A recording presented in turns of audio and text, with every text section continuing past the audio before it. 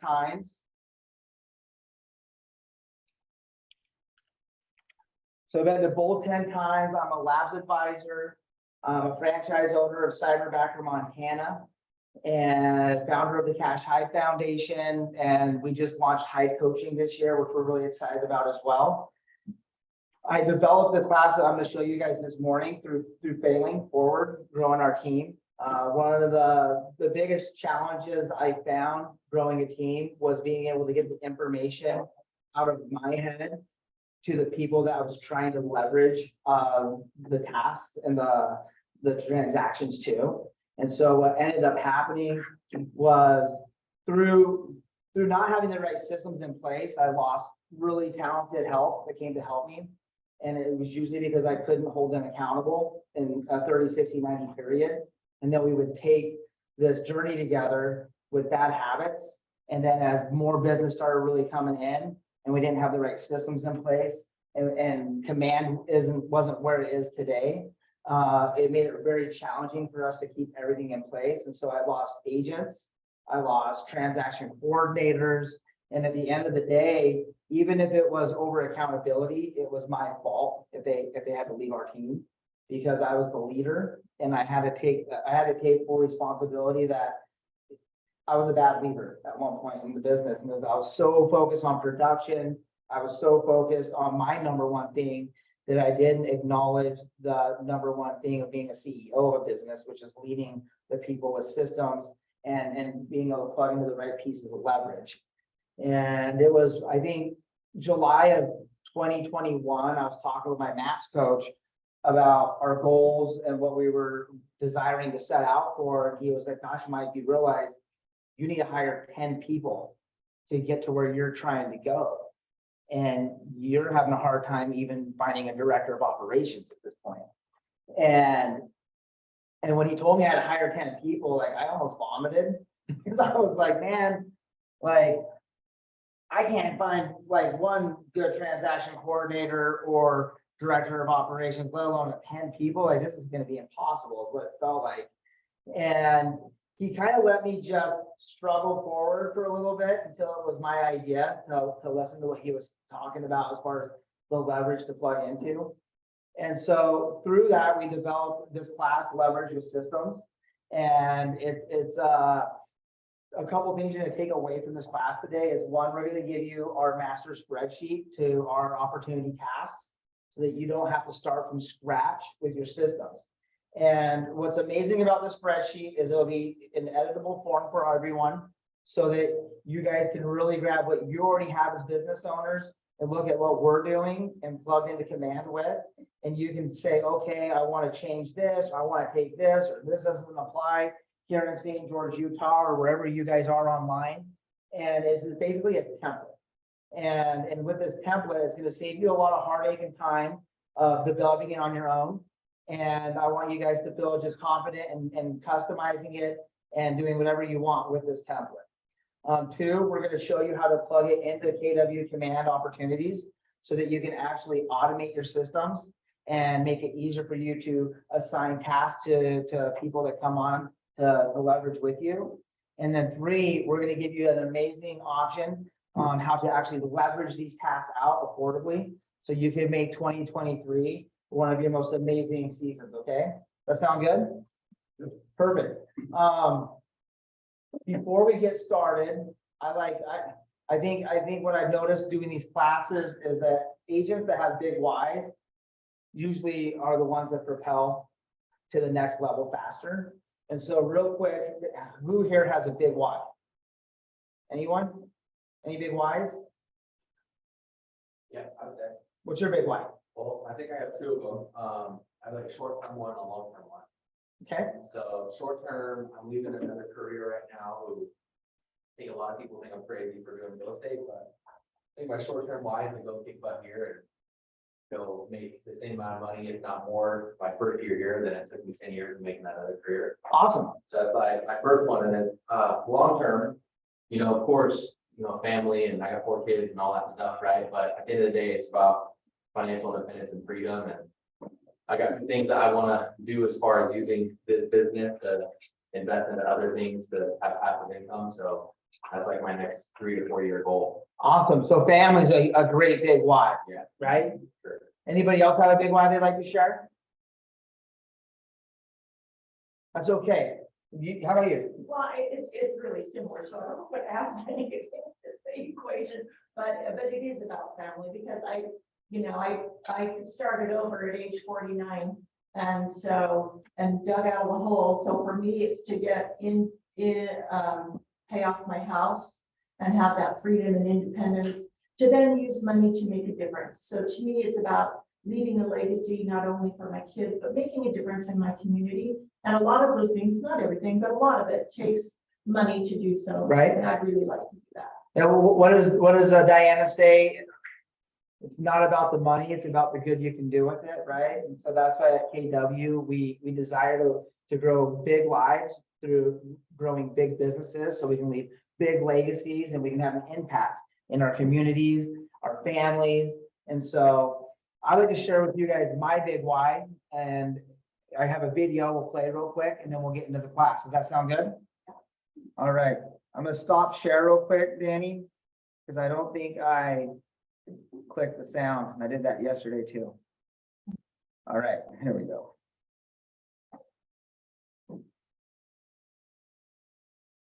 Hyde, this is Callie Hyde, and we are parents of Cash Hyde.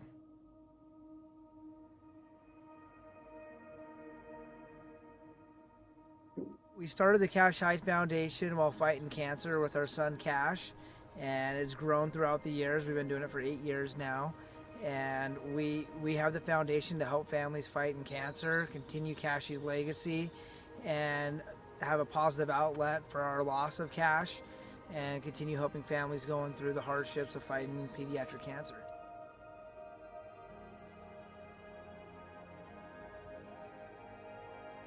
Sportsmen Against Cancer is a division of the Cash Hyde Foundation. We designed it to unite sportsmen around Montana and the United States together for the cause of fighting pediatric cancer.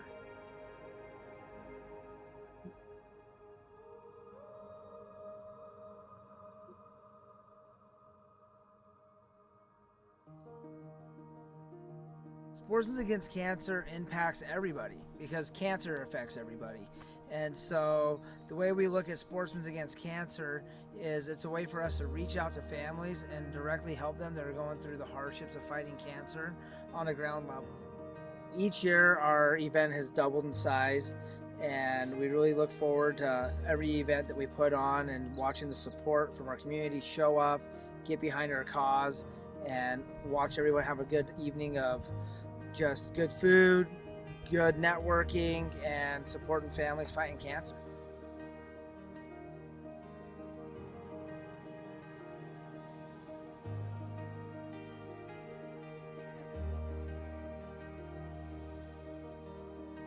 I believe people should support our organization because we're a local 501c3 nonprofit founded right here in Missoula, Montana. 100% of the money raised goes to our cause, and we do our very best to make sure that the money that we raise goes directly to what we say it's going to go to, which is helping families fight cancer, financially assisting families, sending kids on cancer grant hunts, and fighting cancer with smiles.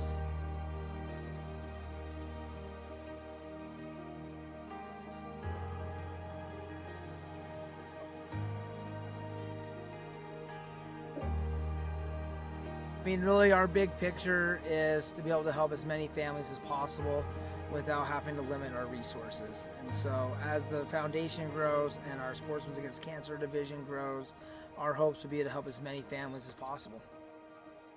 The future of the Cash Hyde Foundation and our Sportsmen Against Cancer is, I mean, sky's the limit. What we foresee in the future is an actual healing center where families from all over the world can come to Montana, and parents can relax, kids can go on adventures, healthy siblings can actually get out there and get on the rivers and participate in Montana's outdoors and kind of find themselves a retreat.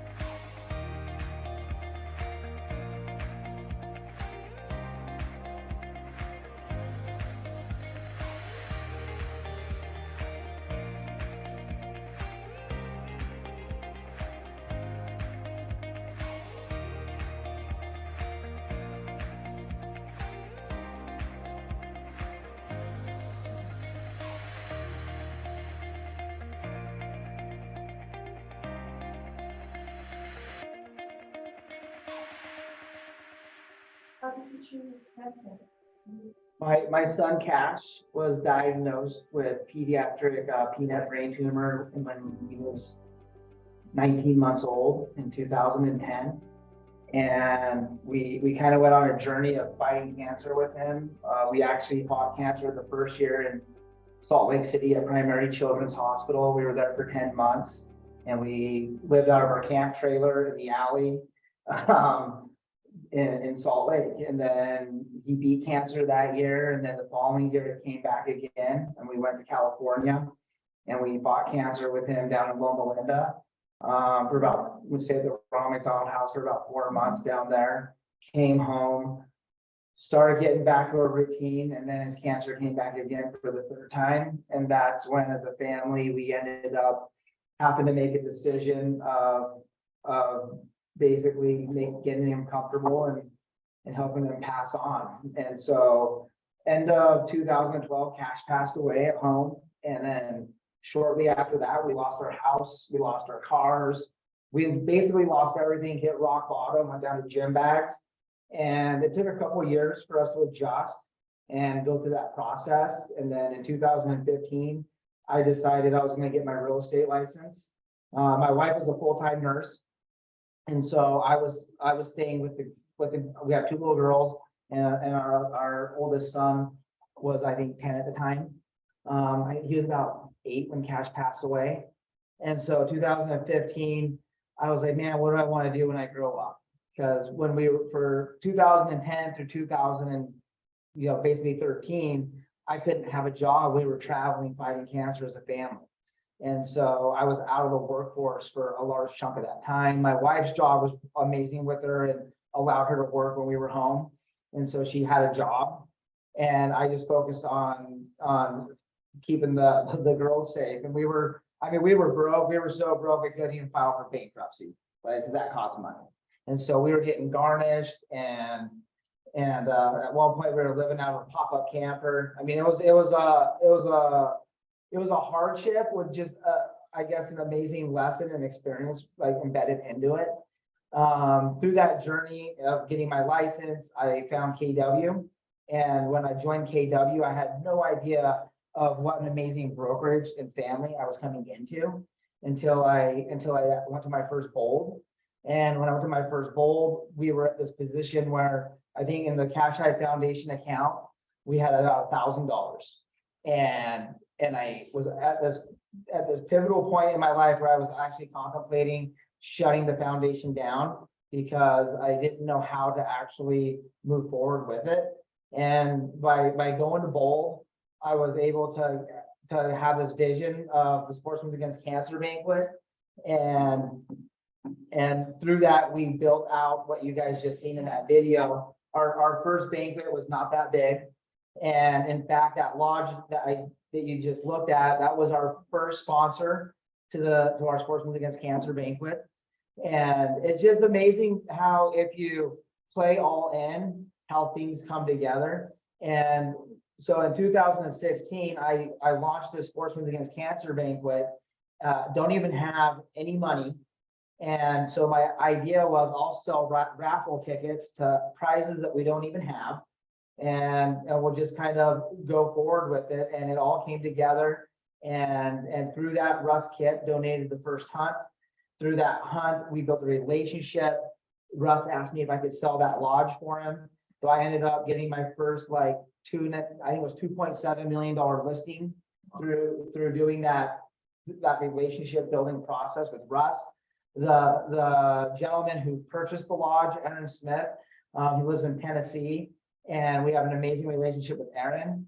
And so we helped Aaron buy the facility. My brother went down and helped be the snowmobile guide and the hunting guide for him. And through that relationship and what we're doing, Aaron's offered us to purchase the lodge from him so we can continue the wellness center. And so as we've gone through this year teaching leverage with systems to agents, our goals are to propel your businesses so you can live big lives. Because if you can live big lives and help your communities, help charities, that's the idea of culture within KW.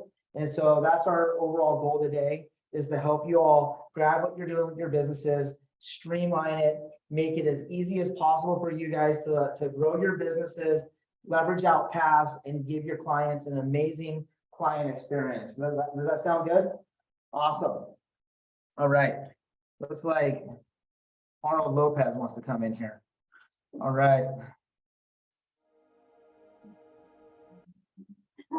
So real quick, if you all want to take an attendance, just click your phone on that QR code.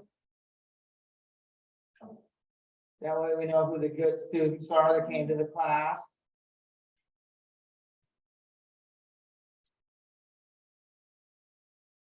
So today, if you guys have questions, just feel free to shout out. Let's make it as impactful as possible for you online. If you guys have questions, just put them into the chat. Miss Danny and Faith will put them to us. Mine's not working very well, is it because you're? Oh, it might be because of this. Hold on. Let me move this for you.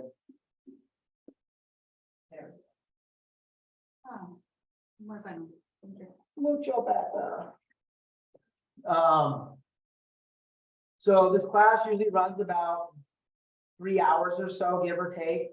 I'll try and go as quick as we can. However, if we need to slow down so you guys can ask questions, we will. We'll take a lunch. And then this afternoon, I have a real special treat for you guys called Command Your Sphere, which is one of the biggest pieces of our business that's allowed us to do around 70 to 80% repeat referral business each year as we've grown our business. And so that class will help you turn your database into a data bank. And I'm really excited to run you through that this afternoon. That class is only about an hour. However, it is probably one of the biggest pieces that you guys could take away next to having your systems in place to really take your businesses to the next level in 2023. So we'll try and keep it scooting. However, if we need to slow down, we will. So let's see here. I guess I gotta put my USB in for my clicker to work, huh? So this class is called MREA Leverage with Systems. It's a platform that we put together for our team so that we could actually bring agents along with us on this journey and give them the tools and the standards that they need to be on our team. And at the same time, it's allowed us to be able to train our support staff. What I've realized along the way is it doesn't matter if you're hiring in person or if you're hiring remote, if you don't have the proper systems in place to get the information out of your head and into the form where someone is coming along on the journey with you can understand and follow, then it's going to be very challenging to get them through a 30, 60, 90.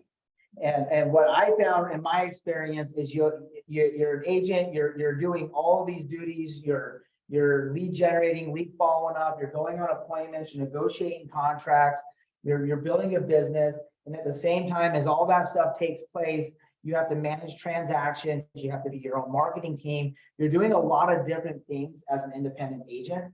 And when you get to the point where you need help, it's usually out of necessity. And so you start hiring people right now because you need relief. And if you don't have systems in place, you can't support them and set them up for success to win for you. And if you bring people on in this journey and you don't have systems put in place, what ends up happening is you go through a 30, 60, 90-day period and you haven't established any standard or accountability. And when you get to that 90-day mark, if you don't have them lined out and moving forward with you, then either one, you have to let them go because it's not working, or two, you continue failing forward and it's usually a hardship. And at some point, there's going to be a tipping point where you either have to let them go or they quit. And then you're ended up right back at ground zero and you have to do it all over again. And at the same time, if you're running a team and you have amazing support staff and they're experienced and they don't have systems in place, then your business is living in their head. And at any point in time, if they decide they're going to leave your business, or God forbid a hardship takes place and they end up having to go and spend time with a family member that's sick, or there's an accident, then all of a sudden your business steps away and you don't know where to pick up and you don't have anybody there to actually train the next person that steps in. And so as business owners, we have to protect our businesses. And as realtors, we only have a few things that we actually own. We own our database, which is our most powerful tool that we have. We own our branding, which we can take with us anywhere we decide to go. And we have our systems, which again, when we have our systems, doesn't matter what platform we're plugging them into, that's our business DNA. And so as business owners, if we don't have ownership of those three things, then we're very vulnerable. And we're coming out of a market where you could do everything wrong and still get it right. And I don't know if any of you guys experienced that down here. However, in Montana, thanks to Kevin Costner and Yellowstone and COVID-19, we have a lot of people that have been moving to Montana. And with that, it's allowed agents to do things off of model. It's allowed agents to do things that typically wouldn't work in other markets and still succeed. And so it gave them a false identity of safety within their business. And how I really can tell it right now is I watch numbers, and I've watched a lot of agents that have been above us, below us, and in that $18-20 million bracket, that after interest rates switch this year, they're below 10 million in production. And it's because they didn't have the right systems and pieces in place that they could adjust through this change that we went through and still win.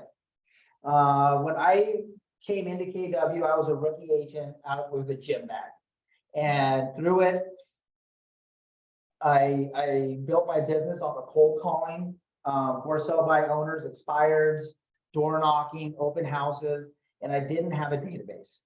And it was a living belief that I had with a database, especially with our journey fighting cancer with our son Cashy. When Cash passed away, it was a very humbling experience. And when we lost our home and lost everything, it was very embarrassing. And at the same time, Missoula is about a town of 70,000 people. And so we had a lot of support from our community. And at the same time, after we lost everything, going out into public, and people would come up to me and hug me, and they knew me and they were connected to me, and I didn't even know their names. And so it was just a very challenging time for me to want to reach out to people and be like, hey, let me help you buy and sell a house, even though I lost mine. You know what I mean? And that was my baggage that I took on into the business. And so 2016, 2017, I did okay, cold calling and doing that. However, end of 2017, I had an accident hunting and I crushed my T12 in my back. And it took me out of business for about 10 to 11 weeks. It happened right after Thanksgiving in November of 2017. And I went down to basically I had a hospital bed delivered to my office at my house.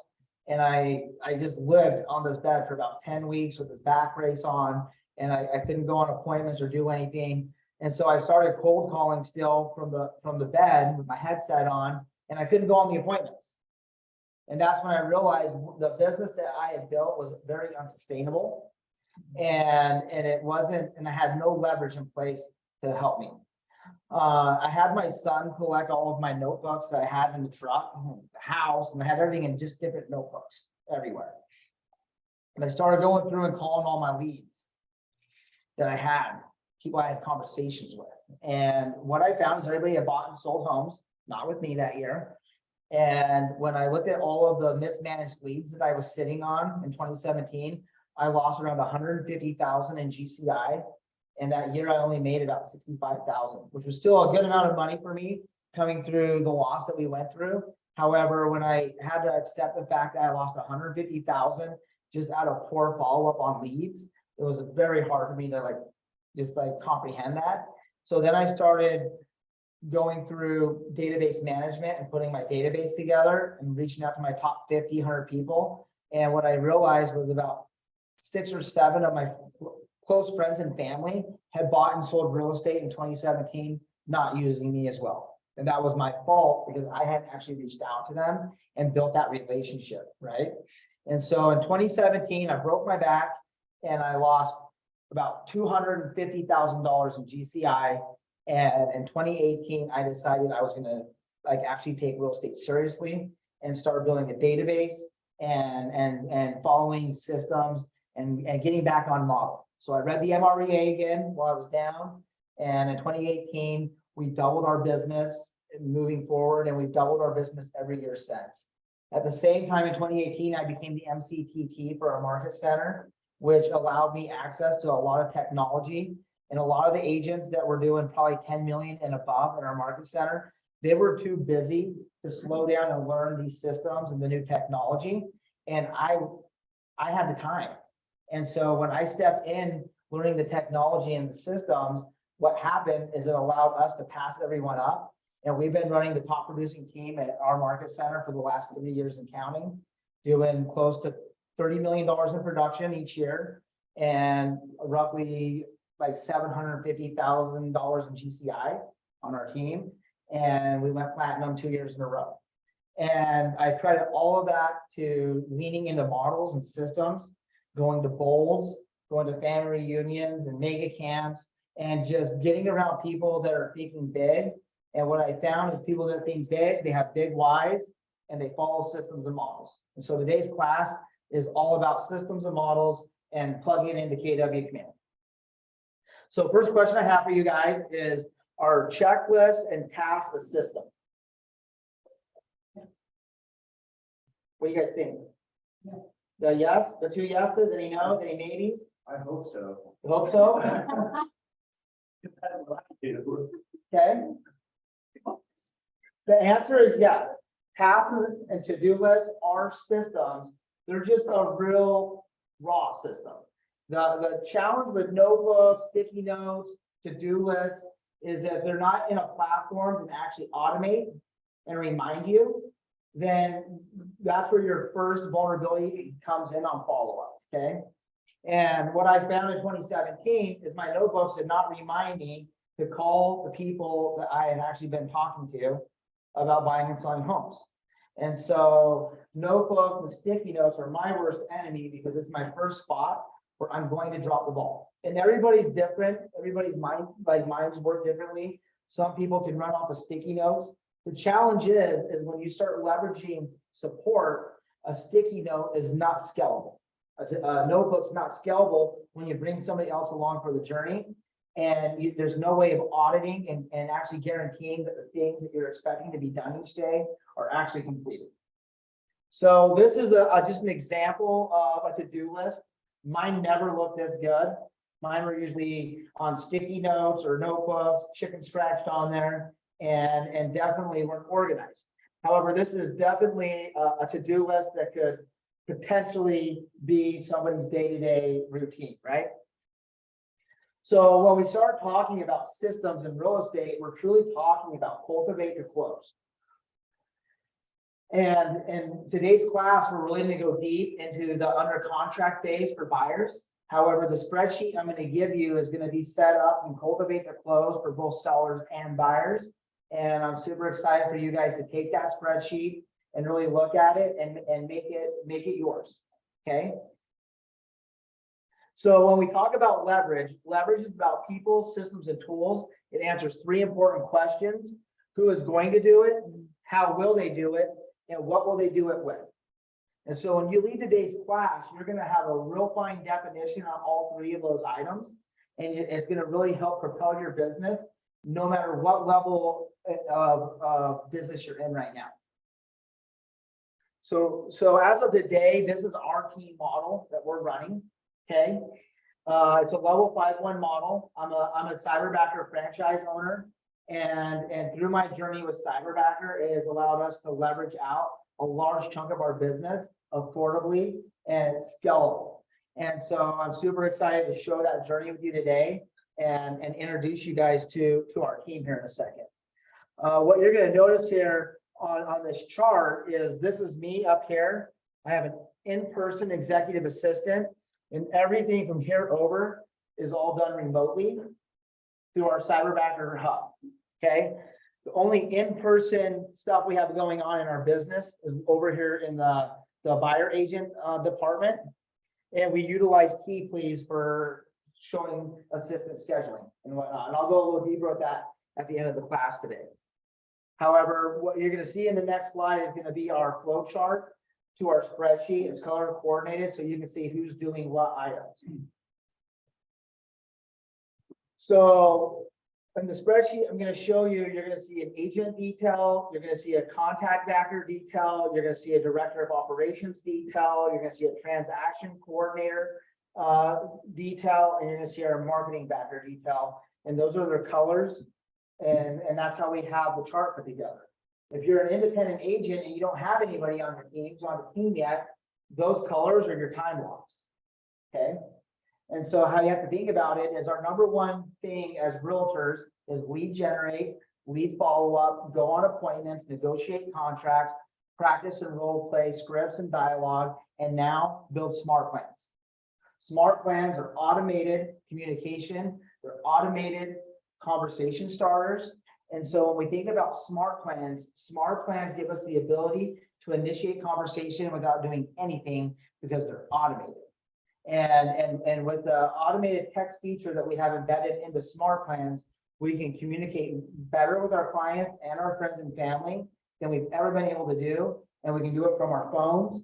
We can do it from our laptops. The communication is logged onto our contact cards and command, so that if you ever bring somebody onto the journey with you, they know exactly where you left off. Because again, guys, remember, the main goal for all of us is to get the information out of our heads and into a system that no matter where you're at in business today, someone can step in and help you in your journey. Because what do they say in bold? It's be, do, have, right? So if we desire to run a big team at some point in our journey, then we got to be doing that in our systems and in our business now so that we can do it, so that we can have it. Okay. If you want to grow a big team and you're not putting all the pieces in place to do so, when you get to that part of your journey where you're ready to plug in the leverage, you're going to hit a wall because all of a sudden you have to stop to get everything out. And what's helped our team embedding into command is at one point I wasn't a mega agent. So I had the time to plug in. The agents that were in production in our market center, they couldn't slow down to plug into command. And that's how we passed them up because they couldn't slow down. And so if you have the time right now, you're ahead of the pack because you can plug all this stuff in today and tomorrow. And by the first of the year, you can have your whole business platform built into command and matched to a mega agent. Okay. And you don't have to slow down and build your business every time you make that next growth level. What I did was we built our system to where I was at. So that every year I had to rebuild the systems. Every year I had to stop what I was doing and rebuild and rebuild and rebuild. And until we really truly plugged into system and modeling, and I decided, well, if I'm going to build a system, I might as well build a big system. That way I don't have to rebuild it anymore. And that was my biggest takeaway of 2019. And that's what really truly helped us get to the next level. So what we're going to do real quick here is I'm just going to introduce you guys to our team so you guys can put a face to the names on this chart. Let's see here. I got to move this down. This right here is our team hub, guys. And what I can do, if you guys like our team hub, we can share this with you in your market center. So we have this built for our market center for all of our agents. It's a platform where everybody can plug in into one spot and have everything that they need. Okay. And what's really cool about this platform is everyone that's plugged into it has their own onboarding section within it. And so if you click here, you can go into my onboarding and you can see exactly where all your agents are in the onboarding process. What are they completed? Where do they need help in? And it really gives us the ability to help everyone come forward quickly on the journey to living a big business.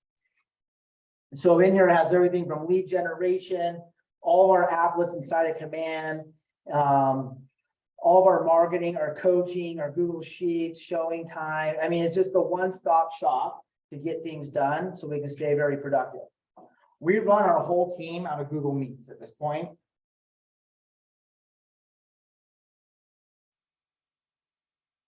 We'll hop in here now. Got it. What's up, guys? Hey, Mike. Good morning. Hi, Mike. How you doing? Hey, Mike. Very good. How are you guys? We're down here in St. George, Utah. Say hi, everybody. How about you guys Yay. introduce yourself real quick? Sure. Sure, I'll go first. Hi, Mike. Hello, everyone. I am Angelica Luciano, the transaction coordinator for Hayden Associates. So I handle all the transactions for the team from under contract to closing, making sure that all of our transactions run smoothly and efficiently. Nice to meet you all. Hi everyone, this is Hazel, the contact manager for Hayden Associates. So what I do is I update and organize the contacts in command, and I also maintain the good health score of our database. Nice to meet you. Hello there. This is Noel. I am the sales coordinator for the team. Part of my job is to call all types of leads, make follow-up calls, set up appointments, and help Hazel and Eula review our opportunities and update our database. Good to see you all. Hi everyone, I'm Eula. I am the ISA for Hyde and Associates. I schedule appointments for the listing agents and the buyer specialist through cold calling. And I also conduct lead follow-ups and nurture leads until the appointments are set. So yes, I work closely with Hazel and Noel as part of the lead generations team. Nice to meet you all. Hello everyone, my name is Princess and I am the Foundation Coordinator of Cash Hyde Foundation. Also, I assist Faith with the marketing materials for the Hayden Associates. Nice to meet you all. And my name is Claire, guys. Nice to meet you. I'm the newest member of the team, and I'm the director of operation and the listing manager of Hayden Associates. So I handle the admin task for pre-listing and active listing. I am also responsible in tracking the team's productivity and making sure that we are reaching our goals every week. Nice to see you all. Hi everyone, my name is Joan and I am a career backer of Cyberbacker Montana. And what I do is to look for candidates, schedule them for an interview with the client until the client chooses the right one who will help them with growing their business. So that's it for me and pleased to meet you. Hi everyone, so I am Faith Perez. I'm the marketing backer for Hayden Associates and also Cyberbacker Montana. So I handle our marketing materials, our social media pages, and also our websites. Hope you're enjoying the class. All right, guys. Wait, Mike. While I have you here, could you please review this amendment for Talos Hill real quick? Sure, pull it up. Okay. Let me just share my screen.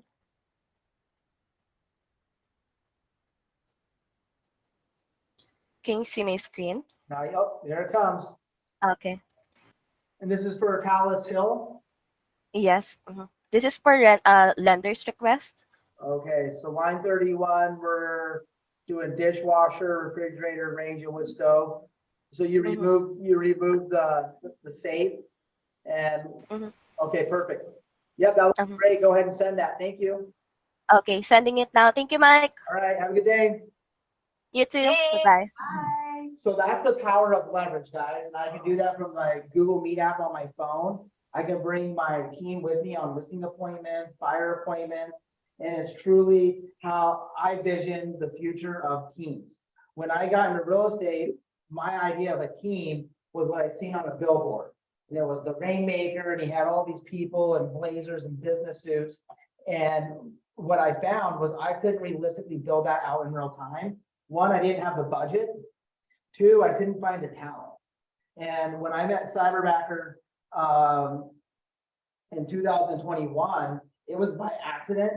And what I found was because I had the systems built out that I'm gonna show you today, I was able to hire Angelica, and all of our Cyberbackers are based out of the Philippines. And it was easier for me to train a support staff across the ocean than it was for me to train somebody in person in Montana. Because before I didn't have the systems. And so my message to you today is whether you're hiring people in town in person or you're hiring remote, if you have your systems, you can actually play to win. And if you don't have systems, then it's going to be very challenging on either part. All right, guys, have a good day. Bye. Bye-bye. You Thanks, too. everyone. Bye-bye. Have a great day. Bye. Thanks. Bye. So Can I just ask a question? Because I was listening to all their duties, your division of duties, and what was Hazel's? Hazel is our contact manager. So Hazel's job is to audit our database every day. KW Command has a report section, so you can check your report inside of your actual, we'll just pull it up real quick. So inside of Command, you can audit your actual database health score. And it goes off of, do you have addresses? Do you have people on smart plans? Do you have all their information? And so the idea is to get all of your contacts to 100%.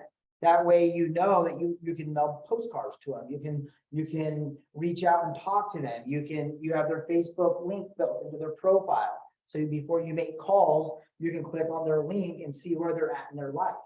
And what we found is when you can actually take a moment and see where your contacts are before you call them, you're gonna have a better conversation, right? You can do better at building relationships and managing a strong database. I think they came out and they said agents that have a solid 200 contacts in their database, on average, now that KW has the analytics, on average do 150,000 in GCI. So with 200 contacts. So if you desire to get $150,000 in GCI, focus on getting 200 contacts in your database and communicating with them on a monthly and quarterly basis. That's a 10% conversion, right? I can show you guys how to build out Facebook ads. We bring in like 70, 80 leads a week through Facebook ads. However, if you manage 100 contacts, you can expect a 10% conversion, 10 to 15% conversion. Facebook leads are a 2% conversion. However, most agents are more apt to try and get Facebook leads than actually call their friends and family and build a relationship, which is going to get them a stronger conversion, and it's more scalable, and you can actually have a predictable business. And so we can show you how to do all of these things because every one of them is a lever. However, having systems in a database is your most powerful levers that you can have as business owners, okay? So inside of Command, they have this report section right here. And this report section gives you the ability to see where your database health score is, okay? When we brought Hazel onto the journey with us, our health score was 61%. And that was in March of this year. And by bringing Hazel on and partnering her with Noel, we were able to bring our database health score up to 90% this year. Okay.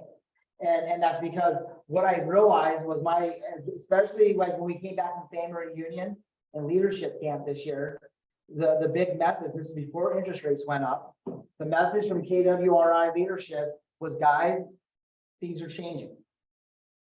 We have inflation, we have this Ukraine war going on, and you better button down on your database if you have it. And I went back to the office and I looked at my database and I was like, well, we have a transaction coordinator and we have this marketing person just killing it. However, our database health score was 60%. And so we made the decision to bring Hazel on. And from that point forward, our database continued to get stronger and stronger and stronger. And So does she just call people and say, hey, I noticed you didn't have your birthdays in here, or I noticed you didn't have. what she does, For your wife. she uses county records and data and different software to find information. What is Facebook? Oh, I see. She'll leave task reminders for our agents, like, hey, you need to call your contact. Today's afternoon class is called Command Your Sphere. And so this class right here will help you get your database health score up. She audits it, she makes sure they're in smart plans, she makes sure that everybody is doing what they're needing to do. If we think about a 36 touch, right? You got a question? I was just gonna ask, so coming from like my Command database, there's a lot of holes. So having someone going to start filling those holes is like gonna be a pretty big task. But I imagine if you've been doing it for a while, like once you get to a certain point, there's a lot less to do. So like, does she have other jobs or like, you know, I imagine it being a really big job in the beginning, but then not a big job moving forward. Well, if your business was stagnant and not growing, then that would be true, right? If she just scrubbed the database and then we were done, then she would run out of stuff to do. However, we're bringing in 70, 80 leads a week minimum into our database. So our database is constantly growing, scrubbing, and getting cleaned out. Constantly growing, the database health score goes down. If you dump 80 leads into your database, your health score is going to go down. Now she's going to have to go to work again, and so on and so forth. And then we have her partnered with Noel, who's on the phone making calls. And so it's a team effort. And what we found is having Hazel and Noel partner together pretty much pays for our entire hub. So right now, because we have Noel, Eula, and Hazel lead generating a solid 8 hours a day, every day. We're saying anywhere from 5 to 10 appointments a week. And we're on projection to put together 520 appointments for 2023. And that's on top of our agents doing the same thing. However, our agents aren't cold calling. Our agents are strictly managing their database, and they're going on appointments that the lead generation team's putting together for. Do you use any other CRM or do you just? I only use Command. All of your emails go out through Command, like Yep. mass emails. Yep. How many can Command do? Depends on if you're doing, I mean, it's pretty powerful. And you can up your credits if you really are sending out a lot of emails. A lot of our stuff we do through smart plans, and there's no limit. And so we can send out a lot of emails through smart plans. What I found for myself is with smart plans, they can do 3 things. They can send out an automatic email and it's scalable. They can send out a manual task for you or your agents to make a phone call, mail a note card, go and do an activity. And then 3, it can send out an automated text message. And so that automated text message, that's where we get a lot of our conversion. And do you have to have a link to like Twilio? Yep. Or something for that? And Yep. That's something we're talking about later. Yeah, we'll talk about Twilio. Twilio is probably one of the most amazing leverage pieces that we have embedded into Command. And again, what's amazing about Twilio is it's logging the communication as it's going out. And when we think about smart plans, we don't use smart plans to eliminate conversation. We use smart plans to initiate conversation. Okay. And so if you think about it as an agent and you have all this communication you have to do every week and every day, if we can break that down by 2/3 and automate 2/3 of it, then the agent only has to pick the phone up a quarter of the time. And so our idea is to utilize smart plans to initiate conversation so our agents can have more time to pick up the phone. So where you're using like Twilio for text, are you using like MailChimp for the email? No, it's all done through Command email. Yeah.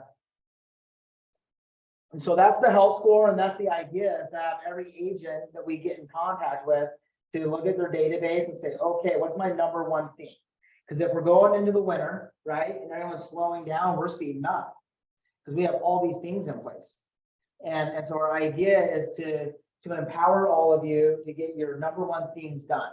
And so your number one things are get your system built in the Command, get your database with a moat around it, and then communicate it strongly and effectively and efficiently every day and every week. That's the idea. Your people that move out of your area, maybe even across the country, do you still try to collect their new address? Yeah. And contact them? Yeah, so it's all about tags, right? So our past clients that move out of area, they get a past client out of state tag. We're still gonna reach out with them because we have amazing partnerships all over the United States. And so I can still be a resource for my people, no matter where they live or where they go.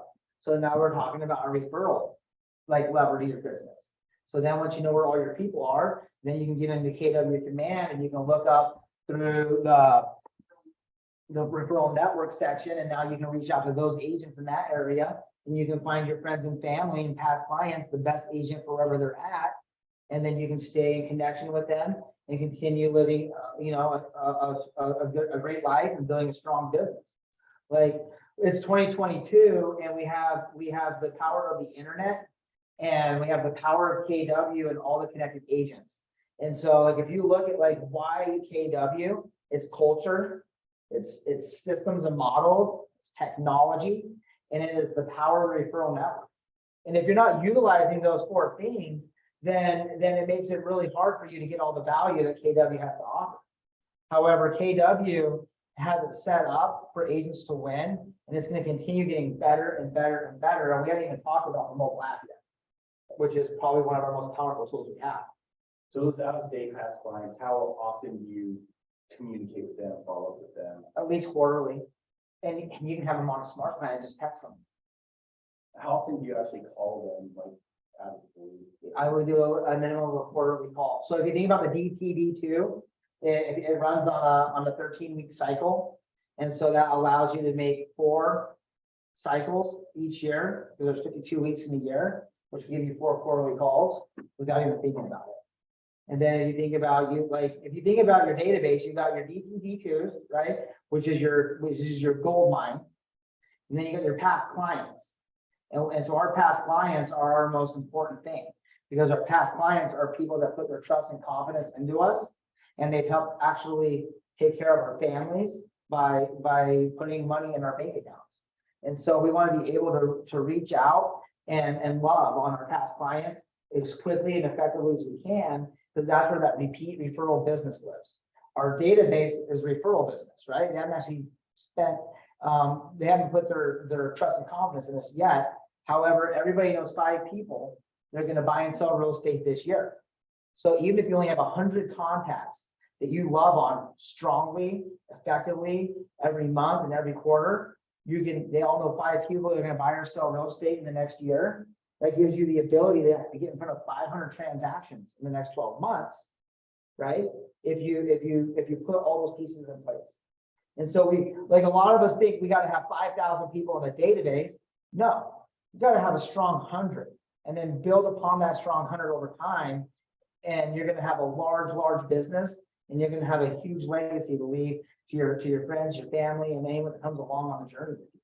When you say you're gonna reach out to someone quarterly, like, let's say you call them and they don't answer, what's your next step? Like, do you keep calling them every day until they do answer, or you skip until next quarter? It's all about saying top of mind, so we'll leave them a voicemail, right? We'll go on Facebook and leave them a message on Facebook and just say, hey, tried calling you today, hope everything's going well.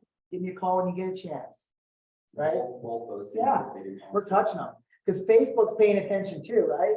If you have a bunch of friends in Facebook and you're not touching them in Facebook, and you're not sending them personal messages, and you're not liking their pictures, you're not commenting on their posts, Facebook shuts your feed off to their feed. So it doesn't matter if you have 3,000 friends on Facebook or a strong pull here in St. George, Utah, if you're not actually communicating with them. And that's why Command has a spot for you to put your social media links. So when it's your time to call them, you're looking at their database card, you're making sure you have all the information, you're looking at the health score, you're making sure they're in a smart plan, you're making sure that you have their address so you can mail them a Christmas card, you're calling them, you're clicking that Facebook link, and you're leaving them a message. And I don't talk about real estate in Facebook messages. I use that as a relationship tool. Don't be the agent that's like, hey, who do you know that wants to sell their home on a Facebook message? They're not going to respond, right? And so use it as a relationship tool to get in front of them and build strong relationships. The idea is staying top of mind. The idea is having them think of you as a professional resource to buy or sell a home. And when they hear someone talking about doing that, they think of you.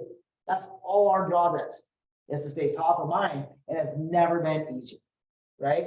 And when you think about the text feature in Command, it gives you the ability to, you can text your DTD2s in 1 minute. You can bulk text 30 contacts, 50 contacts, 100 contacts, like that.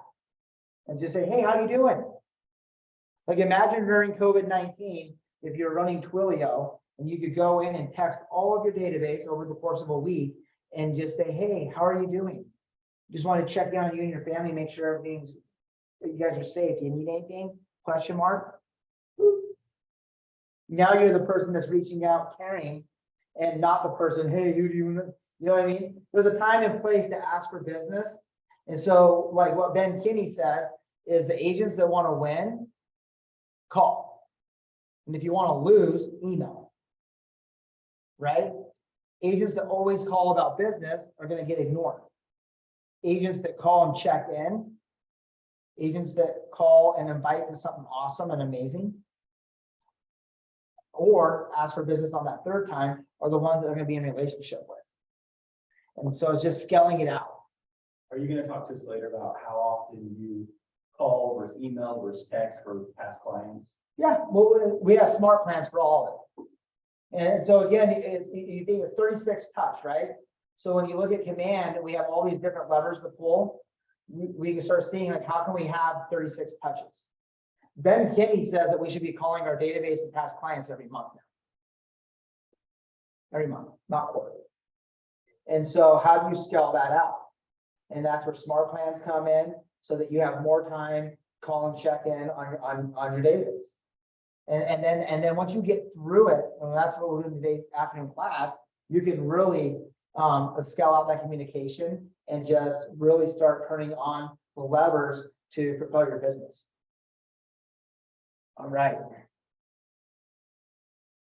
Go back to here, slideshow, and we are on. Okay, so go ahead and scan this QR code, and it is going to give you our spreadsheet that I'm going to show you here in a sec. It's an editable form. All I ask is that you guys make a copy of the spreadsheet before you start editing it. That way you don't edit or share copy, okay?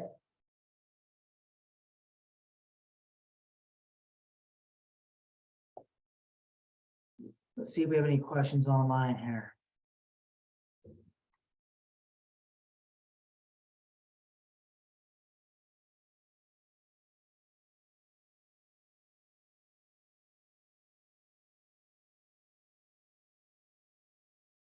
So it's view only. Is it view only? All right, well, what we'll do is we'll make sure that Faith sends you guys all the editable form. Thank you.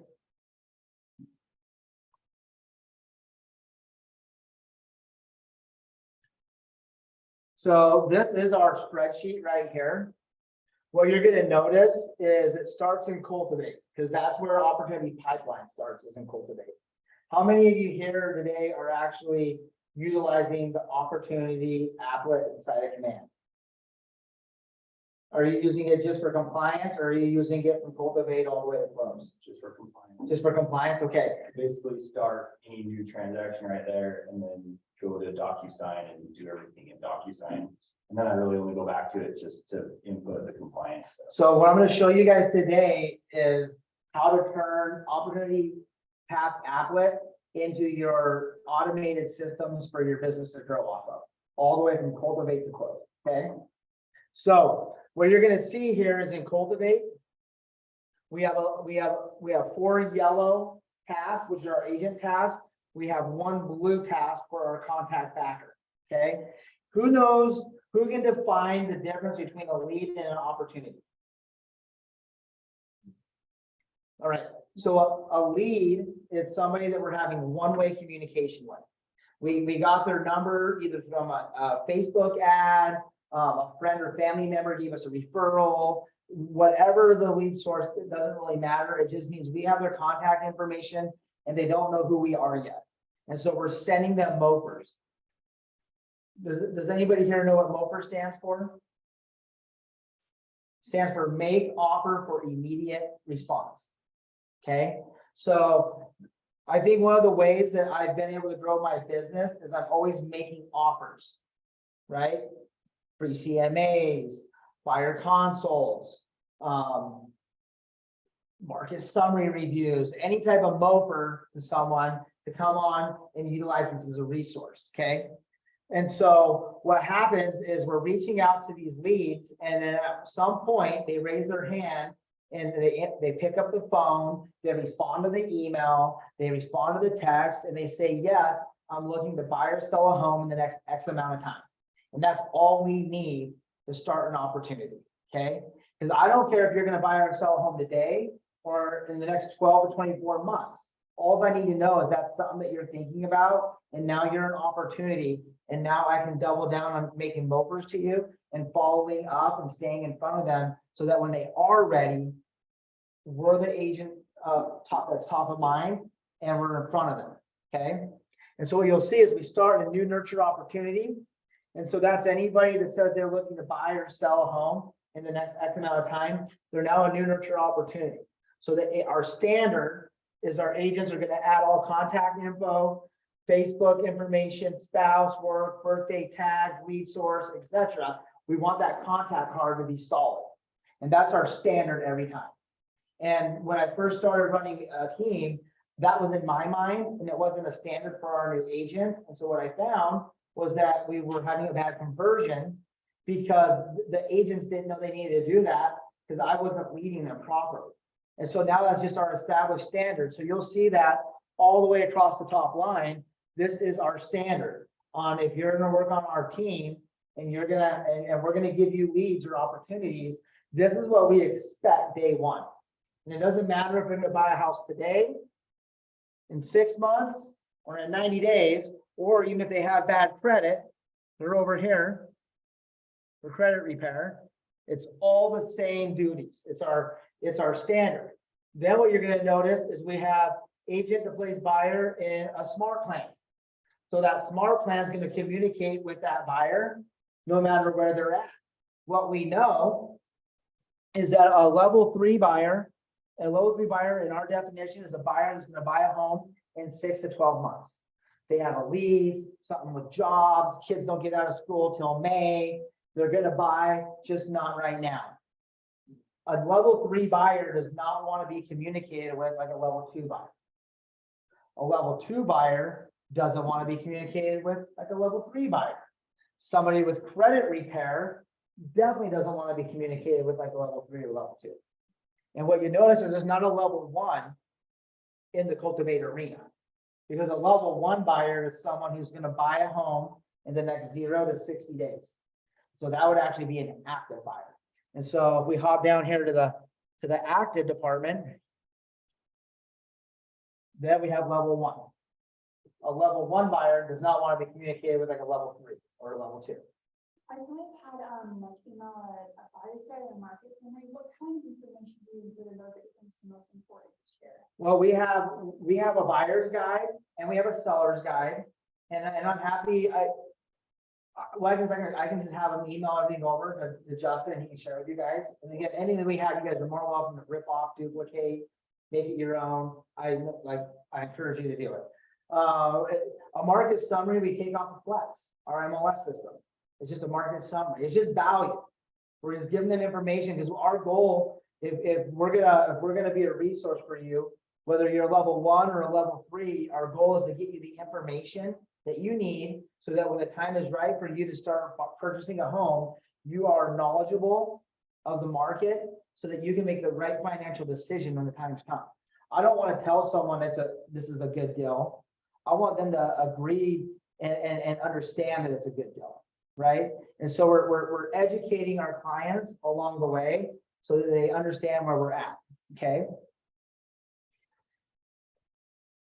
So then what you're going to notice is we go to under contract. And when we go to under contract, this is where it gets extensive because the agents are going to do a few tasks when we go under contract on our team.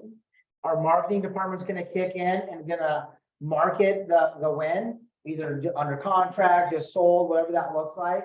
And then our transaction coordinator is going to kick in and our transaction coordinator is going to do all of these tasks on our agent's behalf, okay? You have this all set up through a smart plan. No, all of this is embedded into opportunity tasks, and I'll show you how to do that here in a sec. We don't work the day-to-day off of the spreadsheet, guys. This spreadsheet is used for you to audit your business and know what you have inside of Command, and then for you to mastermind as a market center, as a group of agents, or even as a team on what you have going on within your business, okay? If you have something come up, like it fell, right? Something happened, a ball got dropped. It was unfortunate and you don't want it to happen again in the future. And you go back to your systems and you look and you say, hey, do we need to add a step to our system to eliminate that failure in the future? And if the answer is yes, then you add it to the system and then you go and add it to Command. That way you know what you have going on inside Command at all times. How long have you had this? How long have you been working on this right here? I've been working on this for the last 5 years. When was the last time that you updated it? Like you added something because I added something. I was in Austin on Tuesday. And I met with the lead generation team and we were going over our Facebook conversion smart plan. And we reviewed some of the text messages and we decided, oh, these text messages aren't right. And then we ended up like editing some of the text messages in that smart plan. And then we came back to our systems and we noticed that there was a step that something happened. And so this spreadsheet is not a static spreadsheet. This is a living organism. It is the DNA of your business. And so the spreadsheet should be edited on a weekly, quarterly basis at the minimum. And as a team, I feel like as a team, we sit down, we review the SMART plan or the spreadsheet at least once a month and just say, hey, are we doing everything right?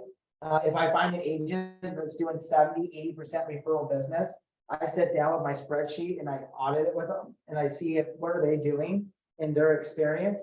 Because when you get into this section, this is the DNA of your client experience.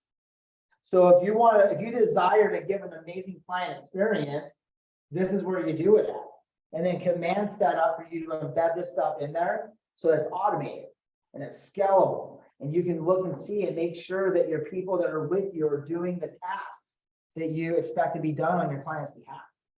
And command is powerful now because I can tell if agents are deleting tasks. I can tell if they're archiving them. I can tell if they're expiring. I can tell if they're past due. I have pure oversight of my entire team at this point. And I can do it from my phone. I can do it from my laptop. I can do it from St. George. I can do it from Austin, Texas. I can leave my laptop, it can get stolen, and I can use yours, and I can log into my system, and I can step right back into action. That's how powerful it is now. And so when you think about your business, I could take this spreadsheet and I can go anywhere I want. And that's how Gary wants it. Gary's main goal is to empower agents and to protect our data. And so we know if we have our data in command as a CRM, that it's our data and it's not going to get sold to anyone. And if we ever desire to leave, we can take it with us. And that's how Gary wanted it. Opportunity Tasks is set up blank right now because Gary wants you to build the business the way that you desire, right? He wants you to be able to go in there and decide, what does my business look like? And so when you look at our spreadsheet, I don't want you to say, oh, I have to do business this way, unless you really like the way we're doing business. And then you go through there and you're like, this doesn't make sense. We don't do that here in Utah. Then delete it. And if you say, hey, we do something else, add another column. I'd love to know about it, right? I'd love to know what everybody else is doing. What I see happening in the future is as agents, we can mastermind on spreadsheets and the systems, and we can really build out amazing client experiences. And then we can leverage these tasks out so that we can go live a life by design, not by default.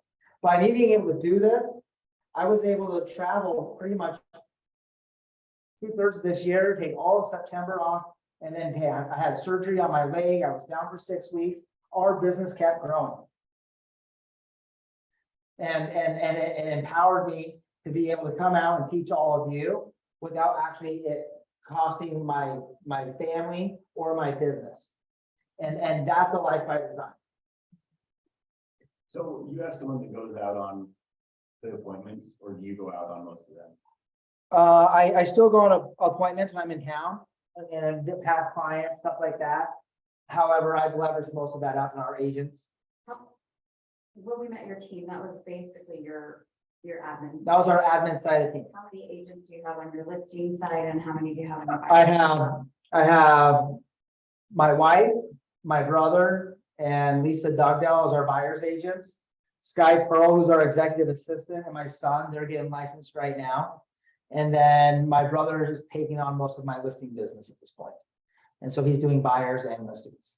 And then we utilize Keys Please, and I'll go into that in a little bit, to actually use as our showing assistant so that we can leverage we don't need 100 buyer's agents. Honestly, you could run a big team with an admin support and 1 buyer's agent and Keys Please. Like the idea of what a team was has changed. And even if you're a rookie agent or just maybe doing 7 to 10 transactions a year, you have the ability to have the biggest team in the next 12 months in your area if you plug into all these leverage pieces. And you can run within a model and on a 30-30-40 model for your actual cost breakdown. And that's where it really gets like exciting, because you don't have to have the overhead that some of these bigger teams have. And some of these bigger teams, they have an overhead that you would just not want to take on. They don't want to take it on, and they have no way of getting rid of it. And so if you're running lean and mean right now, that means that you can run a more cost-effective model. And it doesn't matter how many houses you're selling, it matters how much profit you're making. That's what matters. Like, people want to talk about how many transactions they're doing. They don't want to talk about how much they're paying everyone. And at the end of the day, You might be making more money than some of these bigger team rainmakers are when you actually look at what they're spending every month for systems and for support staff. And so, like right now, any one of you in here have the ability to plug into this stuff and grow a big business. So this is our systems. What you're gonna notice on here is each column is gonna match command opportunities when I step into there. You're gonna notice we have day one. That means the day that it lands in that column, those tasks get assigned and get timestamped. And anything that has a yes means that when that task gets completed, that the client, the following day gets a client update. Are you guys familiar with the client updates? They're automated out of command. And once you have your task built into the opportunity task applet, whether you do the task, your admin does the task, your kid does the task, doesn't matter who does the task, the minute it gets checked, the following day, the client gets an email of all the tasks that were done the day before. So you're talking instant leverage and communication, and clients understand what's happening on their behalf. How many of you have ever had a client say something along the lines of, I don't understand what realtors get paid for? Well, they can get an automated email and they can see all the things you're doing on their behalf. Last year, we were getting signed listings at 7% when other agents were taking 4% listings. And the reason why is we were able to show clients at a listing appointment what we were going to do on their behalf. And other agents couldn't do that. They wanted to go in there and talk about how great they were. However, what's in it for me is what the client's thinking. Like, great, you're an awesome agent. What does that mean for me and my financial decision? What does that look like for my client experience? And when I can pull out a flow chart like this, introduce them to the team off my laptop or phone and show them what we're going to do on their behalf, they're happy to pay us 6, 7, or 8%. And we have an actual, it's called like a commitment to sell that we bring in. And on that commitment to sell, it gives sellers the option of paying us 6, 7, or 8%. We don't ever talk about 4 or 5%. And then they say, what do I get for 6% versus 8%? What's the difference? And I tell them absolutely nothing. You're going to get the same client experience, whether you pay us 6% or whether you pay us 8%. However, we found that a lot of our clients throughout the process would like to pay us 7 or 8%. And so we want to give you that ability. Which one would you like to pick, 6, 7, or 8? And a lot of times they'll pick 7. It's in the middle. You have a differentiation. Nope. I'm gonna give you the same client experience. I'm gonna allow you the opportunity to decide what you want to pay us. 6, 7, or 8%. That works. It works all the dang time, guys. Wow. Yeah. Everyone here's nickel and diamond. Wow. Well, because it's value. And if you don't understand your value, and even if you understand your value, if you can't articulate your value, if you can't show your value, then how are they going to know what you're worth? You could park 3 cars side by side. They can all get you to McDonald's for lunch. However, one's got heated seats, air conditioned seats. Some of them don't. One's a stick shift, one's a convertible, right? They have different values. Same dang thing. Tires go forward, right? Different value. One has 4-wheel drive, one's 2-wheel drive. Well, in the wintertime, that's going to have more value. If you live in the snow, right? And so sometimes it's not about anything besides giving the client the opportunity to make the financial decision. And I tell you, when there's agents out there doing 4% in the market we came out of, going into the market we're going into, it's not sustainable. And we never had to take that journey with them.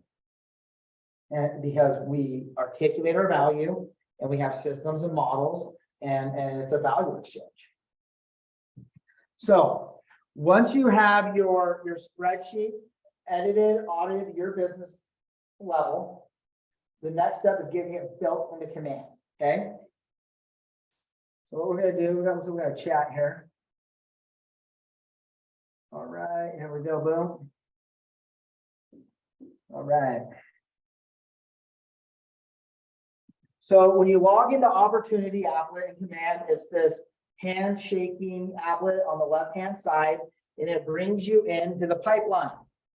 And when you're in the pipeline, it starts at cultivate, appointment, active, and under contract, okay? We're gonna spend our time today in the buyer side under contract, is where we're gonna spend our time today. However, the spreadsheet you're gonna have is gonna be built out for sellers and buyers. And all you have to do is audit the system and then embed it into here, and then you're leaps and bounds ahead of everybody else in your ecosystem. And it will really give you an edge on running a big business quickly and easily. And if you're using the mobile app, there's some updates coming real quickly. They're gonna blow your guys' minds with this feature. However, if you're not utilizing this stuff, you'll never realize it. Okay? And so again, I encourage everyone, the minute you have an opportunity to start it and cultivate. Because if you're gonna actually have a workflow for your business, we don't want you living in this, like, let's say you have 1,000 leads, right? Well, out of those 1,000 leads, X amount of them are opportunities. We want you to get the opportunities away from the leads so that you can actually live in the money zone in your day-to-day business and or call your database, right? And then you can start figuring out ways to leverage out lead conversion so that you can move quickly in an ecosystem. Like right now, if you're not managing your database, you have no business getting Facebook leads. However, if you're looking for right now business, the path of least resistance tells us, well, let's get Facebook leads because I need someone to call today to buy or sell a home. And you're devaluing your database, which actually every person knows 5 people that are going to buy or sell a home this year. However, Facebook leads are a 2% conversion or less if you do it average or poor. They could get greater if you have the right smart plans and follow-up in place. And your database is a 10% to 15% conversion if done right. So would you rather get a 15% conversion or a 2 to 4% conversion? Would you rather spend your time in the 2% department or in the 10 to 15% department? Right? And that's the idea of database management versus lead management versus opportunity management. So we start and cultivate and we go down the line, okay? So you click it on under contract and you're gonna have your columns. What you're gonna notice is we have the same columns that were on our spreadsheet that we were just looking at. Okay, so when we're Did you in, just make your spreadsheet match this, or did you? I made this match my spreadsheet. Okay, so those names are, you can modify. Yeah, so when you go into command, your command's probably not gonna look like this. It's gonna be their default columns that you may or may not like, and they're not gonna have a single task put in. They're blank. And that's why most agents aren't using opportunity tasks, is because they're blank and they don't understand the value because I haven't showed up and talked about it. And so here we are today, and now you guys understand the value of having the spreadsheet, and the spreadsheet is used to audit your systems, and then KW gave you this amazing platform to plug it into so that you can make it scalable. So basically, who here has been selling real estate for over 5 years? 10 years, 15 years. All right. So we got 10 to 15 years worth of knowledge. How do we get your knowledge out of your head and into a system so someone can come along with the journey and you actually get the leverage, right? If you bring people on, agents or support staff, and all the knowledge is in your head, that means that you can't go on vacation. It means you can't go to the weekend camping. It means that you can't go to your kid's baseball game on Saturday, because all the time they're going to need your help to answer questions, and then failure is going to happen because they haven't experienced the experience that you have in your journey. And you know that when you look at a contract or a modular home, that it's going to need an engineer report, and they haven't done it yet, so they can't support you. And so you get it put into the systems so that you can actually step outside of the business and live a life by design. It doesn't matter how knowledgeable you are. It matters how knowledgeable your team is to deliver the client experience. And you can have all the knowledge in the world. However, if it's in your head, then you can never step away from your business. And God forbid, if something happens to you, then what legacy are you leaving behind for your family? If you were to get sick and had to step out of the business, can this machine keep going? Or does your whole family lose you and their financial support? And that's a big thing to think about.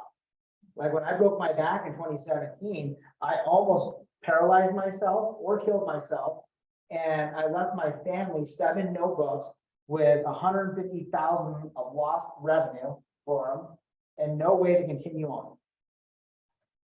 That was a hard pill to swallow. I was like, man, and that's what caused me to really look at the stability of my business infrastructure, my database, and really plug it all together. So no matter what stage you click into, you're gonna be able to customize the columns, okay? And what you're gonna notice on these columns, when you look at these contact cards, you're gonna notice tags, you're gonna notice client updates on, and you're gonna notice this task widget. This task widget matches the column on the spreadsheet. So you can actually click in and see the tasks that are complete and assign them right from the contact card. Okay, so how we embed this spreadsheet into these contact cards, here's our spreadsheet again, okay? Is you click edit stages when you're in the stage. Okay, you click edit stages up at the top right-hand corner. And so when you click that, it's going to take you in to the back end of that stage. And that's where you can, or that phase, and that's where you can edit and create your stages. So if you're starting this. Is today an appropriate time for you to actually show us and implement this one opportunity task for your buyers under contract so that we can play with it later and know how to do it now? Yep, we're gonna do it right now. Okay, We're gonna do it right now. thank you. So when you're inside of here, you're probably gonna have like 4 default stages when you're in this. Okay. 5, one's like legacy, right? I have 6. Are you in the buyer under contract or are you in the? Yeah, I'm a buyer under contract. Everyone's gonna be different depending on if you mess with it or somebody else has or where you're at, right? I've attempted it. Yeah. So how you would edit the stage names that are already there is you just click on the pencil and that's where you can start changing the stage names to match the spreadsheet, okay? And then if you need to add a stage, you just click this button right here and it'll allow you to add a stage. And Mike, I'm glad you're here. Yes. let me do some here. Wait, don't break it. Little time tree. So if we wanted to add a stage, we would just click add stage. Okay, and we're just going to call this sample stage for today's purposes. All right, you can call whatever you want. And you can see its number of where it position is lining in. Okay, and you can drag and drop these stages for organizing if you need, or you can change them by the number. Okay, then you're going to see probability. Does anybody here know what probability stands for? Like the conversion rate for that stage. Exactly. So like in Missoula, Montana, we have anywhere from a 65 to 70% self-bell rate, right? Inspections, appraisals, whatever happens. Buyer loses financing, they went and bought a dang car, big screen TV, like, dude, go job with making and purchases, man, what are you doing? So what that means is when we go into residential escrow, for instance, we usually say 65 to 70% chance it's gonna close. That way, when you're looking at your pipeline, from the pipeline view, you can see your probability and your actual volume that's in each stage. So then you can start looking at your business as a pipeline, and you might have a bad week or a bad month, but you can look inside your actual pipeline and say, hey, I have X amount of business sitting over here as opportunity. I'm gonna double down on that.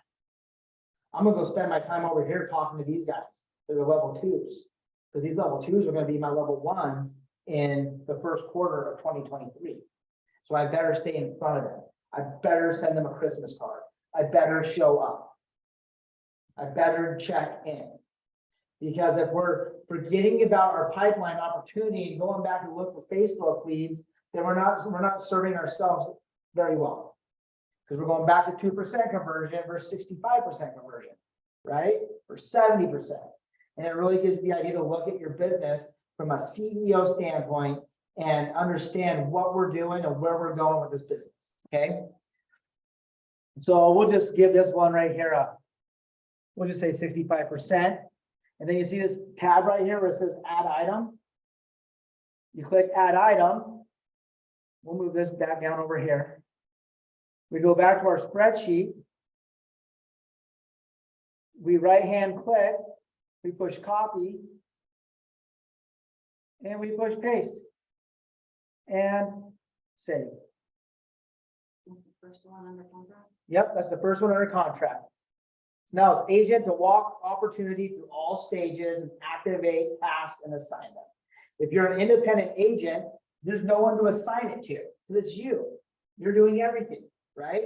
If you're on a team, this is where you flow chart it off your spreadsheet and on the color coordinations and say, okay, this goes to Angelica, or this task goes to Lisa, or this task goes to Hazel. Okay? So you can only add an item if it's a new stage you're creating, not one of the existing ones. No, you can actually add it to there. This is going to default it. This is so every time you start an opportunity, it's defaulted in there, right? When you start an opportunity, and then you can still edit each individual opportunity as you're workflowing it. Like if something comes up, you need to add a task or add something, then you can still do that off the contact card. I'll show you that here in a sec. This is just so that every time you start an opportunity, the same tasks are on each opportunity. When I hit add stage, it looks exactly like yours.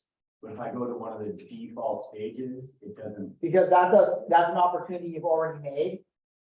And it's not gonna edit the already made opportunities. So that's why it's so important to stop what you're doing, get your opportunities put together so that you can move forward. And then if you have a bunch of opportunities already made, you either have to go in there and do that to each opportunity or delete the opportunity and create a new one. And then it'll have it all on there. I would encourage you just to archive the opportunity and create a new one. That way all your tasks are in there. It's easier to do that than to go there and add all these tasks to already existing opportunities. Because you said you make changes frequently. We do. You must go through that a lot. Yeah, well, the team does, right? And so they'll add it to it. And so like there might be an instance where on a certain transaction, an item comes up that we had to add it to that opportunity. And that's when we say, hey, could that happen again in the future for anybody else? And if so, we go back to our spreadsheet and we add it to the spreadsheet and then we add it to the back end on the default side. That way we know it's there and we never have to worry about it again.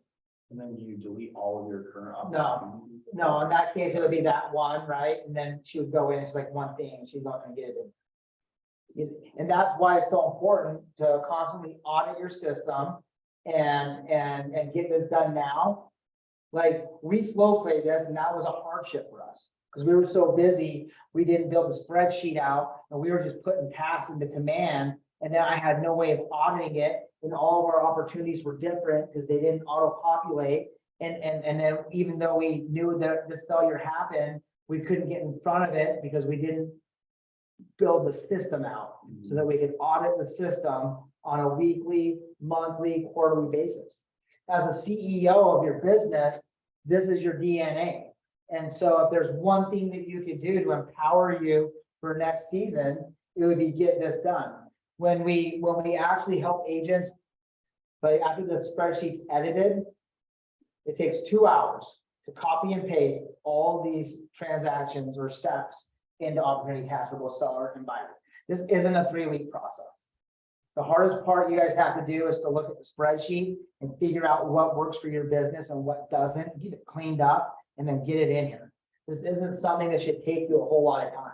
And even if you're in production, this is the one thing that if you do it, your business will improve, the client experience will improve, your life will improve, and you can move forward. So if we think about it from the one thing perspective, which that's what we're hearing right now, right, from leadership, because we're going through a market change, is like, what's your one thing? Well, our one thing as an agent is to lead generate and lead follow up. Our one thing as a business owner is to get our systems defined and put into command. Our one thing as agents is to get our database put together and build a moat around it. That's what this afternoon's class is going to come in. And then we can move forward into this next market and we can get our unfair share of market share. And everybody else can sit there and spin tires and run around chasing leads, and we can live in opportunities and we can live in our database, which is our data bank, once we get it protected. It sounds like that sheet, that right there, was something I really want to start from. So how do we get that so we can edit it? I'll have Justin, I got it. I made a copy of it, so Yeah. yours. okay. Well, how did you make? And like, guys, this was the biggest painting that I had to do last year. And it was actually a year ago when I actually defined this spreadsheet where it is today. Because I had to stop and get ready to actually train someone overseas. And it was easier for me to train Angelica in the Philippines than it was my last transaction coordinator in Missoula, Montana.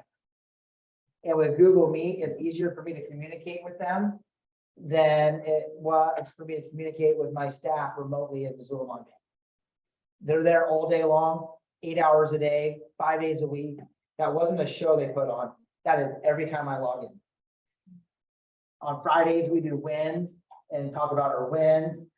When you think about Cyberbacker, they are real people in real time with real families, and they love what they do and they're super smart. And it's the most amazing experience I've had as a rainmaker growing a team is working with Cyberbacker. And a lot of time they have better English than we do. Better English, better skills, they have better work ethic, they have better culture because they're family oriented. When you hear about what they're doing with their money, it's their family. When you ask them what their goals are, it's maybe buy a house for their mom and dad. Like when they get a bonus, they're taking their brothers and sisters and their kids on vacation. And the whole family, like it's the most amazing culture I've been part of. And the reason why I purchased the Cyberbacker franchise in Montana is I started working with them and having this amazing experience. I started hearing from other agents that they weren't getting the same experience as we were. And that's when I asked them, do you have your systems defined? No. Well, you can't train anybody without systems. You can't plug into leverage without systems. And so every time I hear someone say, oh, this person's not doing a good job, what I hear in my head is, I don't have systems. Because that was what my challenge was. When people weren't doing a good job for me, it was because I wasn't doing a good job for them as a leader every dang time. And the way you become a great leader is by showing up with your systems so that you can lead them forward and actually not have to babysit. Because I don't want to be a babysitter. I want to be a leader and I want to go. So you just literally copy and paste anything with a day one's a day one. What you're going to notice in here is on day one, when we go under contract, we have a review smart plan that goes out. And that's where we allow them to give us our review on day one, not on the end of the transaction. We get better reviews at day one than we do if we don't have any of these systems and we go to closing and we say, what's our review? And they're like, well, you forgot about this and we didn't get that. We didn't hear anything for 3 weeks, like bad review or no review. You got great systems in place. You could ask for that review at any column and you're going to get a great review. However, we ask for our review over here in day one. That way they're excited and we get a great review. And so our smart plan has the links in it for Google review, for Facebook review, for anywhere we want to review at. That way we're getting great reviews right out the gate. And then we can sit there and tell a great story. Our business is Google verified. And so even though I was in Austin yesterday, I landed in Denver to a Google lead from a couple from North Carolina that need us to sell their home in Victor because their cousin or uncle passed away and they needed a real estate agent. And because we're Google verified, we're the first ones that popped up. And because we have smart plans asking for reviews, we have the best reviews. And so all I had to do was call them and we have the listing. And it's a lot easier than going on a listing appointment with no reviews and having to sell yourself and then end up taking a 4% listing because you can't articulate the value and you just need that listing, right? And so then you're like, oh, I guess I gotta do 4%. No, we show up and we get 6%, 7%. When we sold that lodge in Polaris at 2.7 million, that was a 7% listing. And we double-sided it. Odd question, have you ever had something went wrong and in the end they weren't that happy and they had left you a good review and then they went back and like, actually, You know, I haven't experienced that. However, it's not that you're not gonna get a bad review if you do a bad job, and that's the human factor. And I don't think one bad review is gonna hurt you. 100 bad reviews will. No reviews will hurt you even worse. I think if you have a bunch of great reviews and one bad one, that just means that they're human. And then it shows it's not like the norm. Right? And so, like, we focus on getting great reviews. And if I get a bad review, we can challenge it, or we can acknowledge it and get 5 more great reviews, and just put it down there and keep going. Yeah. And that's kind of the idea. So what I like to do is I like to prep my clients. I'm like, hey, my job is to get a 5-star review from you. And so if it's not 5-star right now, let's talk about it so that when you write a review right now, you can write a 5-star. Yeah. review. And so you could add that up over here into your active buyer or your appointment, right? You could add the review conversation could be a standard on your team. And that's where the system comes in. And that's where you can articulate your standard for your team. And then if you plug in the leverage, directors of operations, transaction coordinators, they're reaching out to your clients each week too. And we have them review us each week. Because who's heard of Mike Hicks, the Promise? Out of Boise, Idaho, they do about 500 transactions a year, repeat referral business. He has the promise that he does at the beginning of every consult, buyer or seller. And his promise is to give you the most amazing client experience. And how we're going to do that is through communication. So each week, Claire, our director of operations, is going to reach out to you and she's going to have you rate our team on our promise of from 0 to 10. And we're striving for a 10. And if it's not a 10, I really need you to let us know. Can you do that for me? Perfect. Because our goal is to give you a 10-star experience. So by the end of the experience, you're so impressed by our service that you're willing to bring us 2 referrals before the day of closing.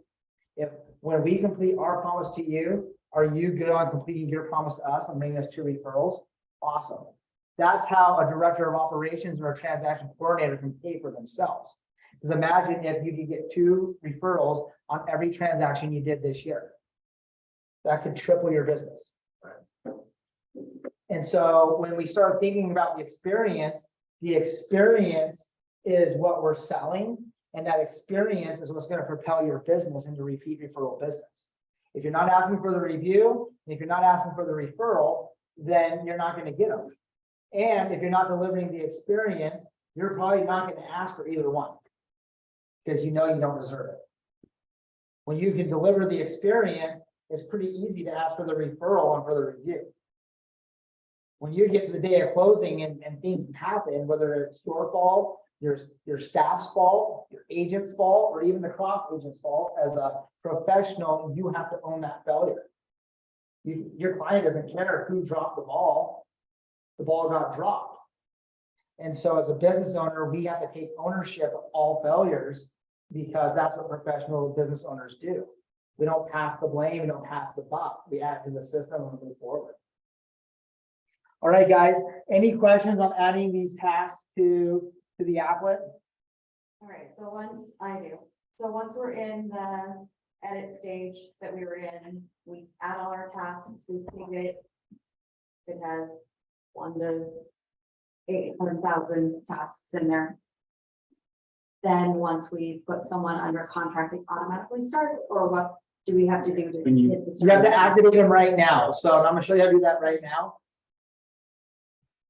Keep in mind, guys, this is the worst it's ever gonna be. It's pretty amazing. And what's gonna happen in the future is once you have all, like, I don't want to put a timeline on this. However, what I'll tell you is what's happening is in the future, these are all gonna become default automated. So once you have a team put together on who it assigns to and the dates, it's all gonna default. Right now, we have to activate it, which is the pain piece, right? However, if that's the worst it's ever gonna be, it's super amazing. Okay, and yep, Will you show me your, color key again? yeah, let me do this. Let me run through this and then we can fall back to that. So once you have your edit stages put together, how you're gonna workflow this is you create your opportunity, right? And then the tasks are gonna show up here on the task applet under opportunity tasks, okay? So once the tasks are activated, all someone has to do is click on opportunity tasks, and it's gonna take you into your task section. Okay, I'm still on the edit. so you're over here, tasks on the side of your applet over here. Then you click opportunity tasks, and this is where your opportunity tasks will live. And so if you're on a team, whoever you're assigned that task to will pop up into their team account, into their task applet. If you're not on a team, all the tasks are gonna pop up into your opportunity task applet, and that's where they're gonna live. Does that make sense? Yeah. And then you can look at it for today. You can look at it for the next 7 days. You can look at it for the next 30. Because they're all living in there. And now you can, again, lead generate, lead follow-up time block, afternoon transaction management time block. Okay, so when you show up to the office, you're not doing opportunity tasks at 8 a.m. You're lead generating, lead following up. When it's afternoon and it's time to do your transaction management, then you can hop in there and you can manage your transaction in that time block. When you look at the spreadsheet and the color coordinations and you're an independent agent, those are time blocks. If you're on a team, that's who you're assigning them to. Okay? Is there any way to assign in here? Yep, I'll show you that right now. I don't have any tasks. Right? Amen. He's on track. You didn't drop any of those balls. Gold star boy. 0 for 0. And it's Friday. Brandon wins. All right, so here we are. We're looking at our pipeline, okay? We hop over here to our, and again, guys, this is your volume and your average days when you're looking at your pipeline. And you're looking at your potential income and your probable income inside of your pipeline, right? That's the power of getting your cultivate to close, put into the right stages. Because now you can look at your pipeline and see what your GCI is gonna be for the year. And that's coming from the percentage that you put in when you're editing. that. Exactly. Okay. You created a percentage. It's not based off your history. Exactly. And again, that's where, as we get moving and you can start watching your reports, right? You're putting this data in, you can get more precise on what your probability is per stage. If you're not putting the information in, then you're not gonna know about it. So we hop over here to under contract, right? So what happens is we'll grab this stage right here. This is just a sample I made, and I'll move it over here to active, just for fun. So here I am. I did not know you could drag it out. It's not letting me. Come on, command. Obviously, I had to go into it and change the drop down box.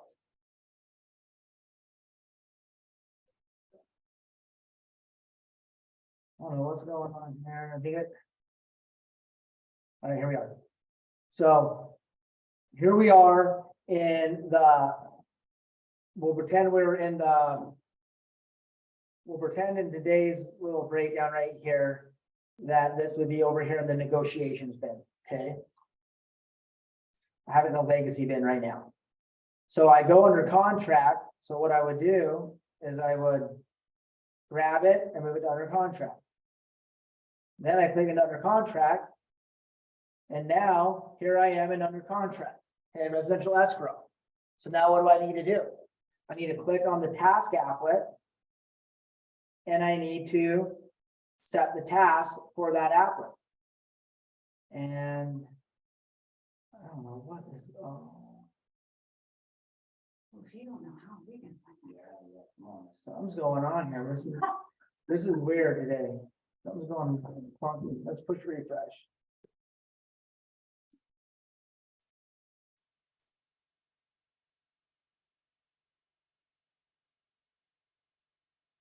I'll tell you guys right now, this is pretty exciting because this is like, we just got an update on a mobile app I'm not supposed to talk about. Create from a template doesn't even exist. So the spreadsheet that we're making, they're now creating a template that we can pull from. And we're seeing this in real time. Well, maybe I should wait a little while. No, get it done. Zeros. Get it done. Okay? Just in time for them to make it way easier. Well, but your template is the Google Sheet. Your Google Sheet is your template.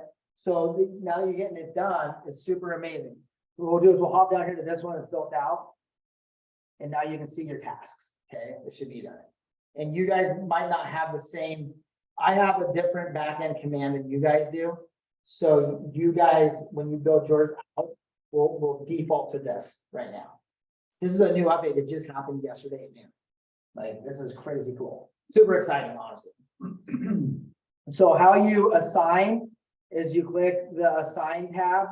It'll be living right here. And then this is how you timestamp it right here. And so, That's when Okay, it's wait, back up. done. How did we get to this screen again? Sorry. so you just click right here on this applet right here, Okay. and that'll bring you in to your task that you have built in by default.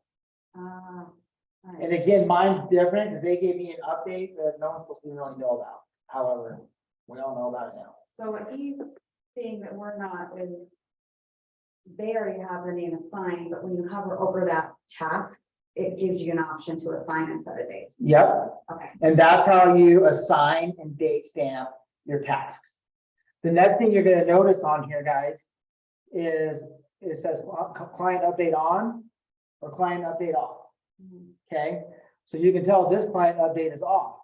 So if I click over here to view details, it's gonna bring us to our detail sheet. So we can work our task from the task applet. We can work it from the opportunity card that we were just looking at. And then when we go in on the detail sheet, you're gonna see up here, the task applet again. So there's 3 places for you to workflow your task applet, okay? And then on top of that, you're gonna see that the client update is off. And then you're gonna see this client update button right here. You click on the client update button, and this is where you can toggle the client update on. Even though you put the checkbox on the client update by default for certain tasks, you still have to turn the client update on for them to get the client updates. So that's why on the spreadsheet in the residential escrow column, it says turn client update on. And our TC does that. If you're the independent agent, you would do that. And this is how you guarantee your clients are getting the updates when you check those boxes. Okay? Which are the task boxes. Yep. And then right here's where you get to decide who actually gets it. If you're on a team, you can decide contact assignee, you can decide rainmaker, or you can decide contact owner. Okay? It all depends on how you're running your team. If you're not on a team, it's just gonna say from agent, which is you, because you have no one to assign it to, you're in an individual account. Okay, right here, you get to add contact. So let's say you have a buyer and their brother-in-law is a contractor and he wants to be part of the process and they want him part of it, then you can add their brother-in-law or their parents or whoever they want to see what's happening on the back end of the transaction. You could, So then you're adding them here, then are you also going into DocuSign? No. There. no, this is just if they want updates on what's happening in the transaction, that they want, like, they have somebody that, maybe it's a spouse, they're buying individually, or maybe it's a young couple and they respect like someone's opinion and they want them part of it. This is their first home, however that looks like, and they want a client update. This is where that client update would go. And then this is what it would look like that they're gonna receive right here. So then they're gonna know, and this is all a template right now. So it would have your logo, your face up here, your contact information. It would have your business logo right here. And it would say, hey, John, we're checking things off the list. Here's a summary of tasks completed for this property. And then it would just show the tasks that are completed. And so unless you're completing tasks that would cause drama, it's just gonna show them what's actually happening. And so then they're like, oh man, your realtor's really getting after it. They're doing all this stuff. And then if you look at your spreadsheet, look at our spreadsheet, we're not sending them every task that we're doing. We've decided anything with a yes is something that they'd want to know about. We located the well logs. We've located the septic permits. We've called the city and confirmed SIDs. We've grabbed the tax record and put it into DocuSign. You know, it's stuff that we would feel that someone with a high D personality would want to know.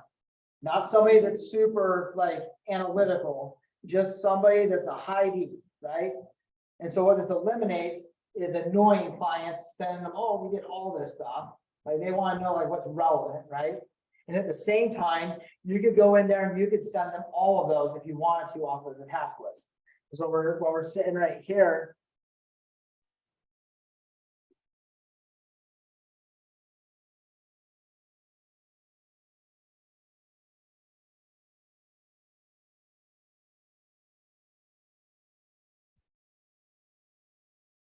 we could click these client updates if we want. And then anyone that's default already has the checkbox in it. Okay, so now if we talk to a client who's like, I don't understand what you guys are getting paid for. Well, then we just turn around and we go and then we click all those ding boxes. Or you have a client that's super needy. You know they're needy. They have all these questions. They're not a high need, right? You could go in there and you can check those boxes for them. They get client updates on that stuff. It just gives you the ability to customize the experience for whoever your client is. And then we defaulted it to a high D. That way they're at least getting the stuff that someone with a high D personality is going to want to know. They're going to want to know what's in it for me, like what's relevant, leave me alone. And when you check those boxes, it's like middle of that night when they send it to the client. Where we have it set up is the following morning at like 10 o'clock. You choose that. Yeah, you can choose what time. It's always going to be the following day, and then you choose the time. And that way they're only getting one email a day, right? And you can choose it to go out after your lead gen time, so they're not calling you at 9:30 in the morning. Exactly. You can choose 10, 11, or when you think people are most relevant, or you might, and it's customizable for each opportunity. So you might have a client who works night shift. Like they're probably not going to want to look at their email until 5 in the evening. So you can have it sent out at 5, so it's the top of their email when they wake up. Or you have a client who, like, you know, gets up at like 5:30 in the morning and then they go to work and they ain't gonna be able to look at their email until, you know, 2 o'clock in the afternoon. So you set that up at 2 o'clock in the afternoon. And because they're working in the mine or they're, you know, they're in a position where they're not looking at their email. Or most people are usually looking at their email around 10 a.m., 11 a.m., bebopping in their email. And so we want to send out then. So it's at the top of their email when we think it's going to be most relevant to them. And so that's just going to guarantee that they're going to have the information they need, so they're not wondering what's happening on the back end of their transaction. So then we have smart plans built out for every level of those opportunities that are going to send out automated communication to every week. So the way our smart plans work for our buyers that are in a contract is 1 week, it'll send them a text message that says, hey, John, just checking in to see if you have any questions or general curiosities, question mark. And then if they respond back to it, then we pick up the phone. If they don't respond to it, then they don't have any questions. They just keep going, right? The following week, it would be a manual task for you to pick up the phone, right? So we know that each week they're getting a text. Our director of operations is calling them and checking in and having them review us on how we're doing. The transaction coordinator is communicating on stuff and picking up the phone throughout the week on stuff. And then the agent's either texting or calling them. And they get a client update. So we're talking 5 touches every week on every transaction, which is giving us a better rapport and relationship with our clients. And really, it's 2 manual things. Yep, 2 manual for the agent. And like I say, the transaction coordinator, if she's workflowing, she may have to pick up the phone 2 or 3 times to check in with them and ask questions on stuff. Right? So we know that no matter what, the director of operations is calling, the transaction coordinator is doing her job, emailing and texting and calling on stuff on their behalf. The agent's either texting or calling, the client updates emailing. Like, we're giving an amazing experience, communication, which is what our promise was. Okay, and then what you're gonna notice again on here, and this is where it gets really exciting for you guys, is you're gonna notice that all of our opportunities have tags. Okay, and so our opportunity tags are different than our contact tags. They don't merge, right? So what our standard is if we have a tag and opportunities made, we make the same tag for the contact side. That way I can grab all my level 1 buyers and communicate with them quickly. I can grab all of my level 2, all of my level 3s. I can grab anybody out of the contact side, and then I can look at what's going on in the opportunity side. And that's again why we have it on our standard over here. Agent to walk through, agent to remove contact from safe search, active smart plan, and verify contacts in this. I think down in here is where we'll talk about the tags. Either way, we're updating those tags.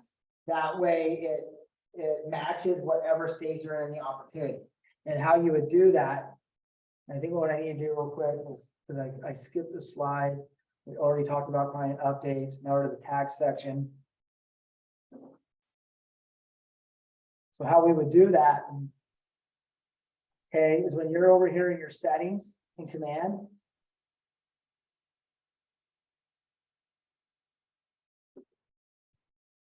Go to command settings, contacts.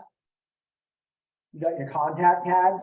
So this is where you can make your contact tags at, or you can make your contact tags from the contact card if you don't have them made.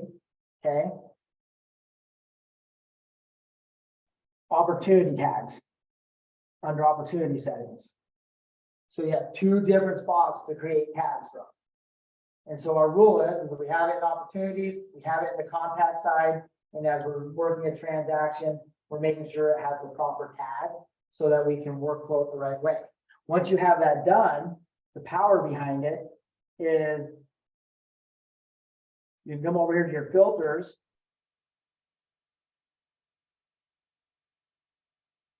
And I could type in level 1 buyer. Oh, don't stop. Apply. Now I can see all my level 1 buyers. It's Monday, and now I can actually reach out and talk to all the level 1 buyers in 1 minute.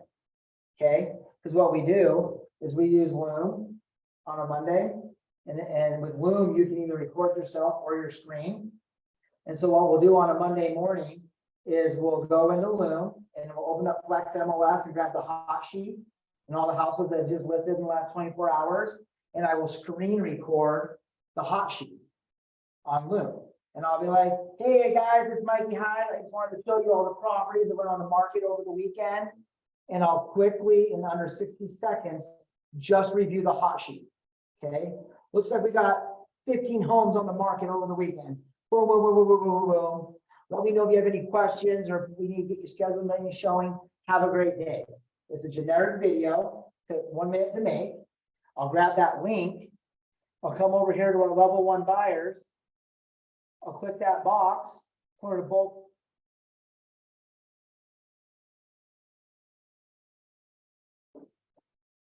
See here, send text message. And now I can send them a message. I can send them a graphic.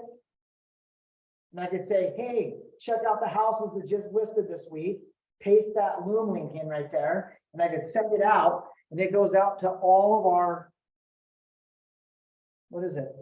Go out to 14 of the level 1 buyers right now. So you can communicate with a face video, with a value of all the hot sheet in 1 minute to all of your level 1 buyers and move forward. Or People that are actually looking. those guys are level 1s. They want to know what's happening. Those are the ones that are on the dirty Z, right? We don't want them on the dirty Z. We want them on our app. We want them on, I don't know what the term is. So, Oh, it took me a second too, but I got it. so what it does, and nobody else is doing that. No other agents doing that. Right? So now you're doing something the agents aren't doing, and it's scalable because you can do it in 1 minute. You can make that video if you're a rainmaker on a team, and your support staff could send that link out for you to people. how many different contact tags do you have? We have a lot of, less is more. However, you gotta think about it. What's relevant to doing business? You need a new nurture opportunity buyer, new nurture opportunity seller. You need a level 1. We have tags to match our spreadsheet, level 1 buyer, level 2 buyer, level 3 buyer, credit repair buyer, under contract buyer, under contract seller, past client, our DTD2 tags. So again, like if you want to do your DTD2s, now we're talking like bold 100s, right? How about just do a reverse bold 100? Once you have your database tagged out properly, I could come right into here and I could just do something like this. Let's just do this for fun. Let's just do something. Let's do this. AW. That's so DTD2 tags. We'll go in that today in our man class is the way we break our database down. And it's the first letter Of their last name. of their last name. That starts with A and it starts with W and it's like awesome. So what's your last name? And E. E. So you would be in my, you'd be in my, what is it, my BE group. Or is it B? Yeah, B do have. So you'd be in my BE group. We'll go in that in the afternoon class and break it down for you, show you how to do it. So basically, what I'm gonna do is I'm gonna grab my BEs, there's 46. However, I'm a rainmaker, so I'm gonna just grab mine. They're under my name. So I selected Michael Hyde. I have 32 people. We have no communication right here. And what I'm gonna say, we're gonna make this easy. I'm gonna send to 32 people right now. And I'm gonna send them a message just for you guys to see this pop off. And we're gonna say something along the lines of, hey, how's your December coming along? Question mark. Now we're just creating relationships. And we're gonna send it off. Oh, it's okay. I can edit that right now if I wanted to, but my people know that I'm gonna misspell stuff. I don't want it to be perfect. I don't want it to be, because that's who I am. Her friends might know she has everything just perfect. We don't, you know what I mean? We're in a generation where text messages are not an English exam. Drive me nuts. Okay, Yeah. so I'm gonna just pop it off. Oh, I just popped it off, and it told me it was wrong, and I could have fixed it right there for me, because that has Grammarly connected to it. So it could make me perfect, but Mikey Hyde ain't perfect, and I want to be authentic and transparent, and I want to show up like Mikey Hyde would, with his flat brim hat, his tattoos, and just be Mikey Hyde, because that's what people want, and that's what people like.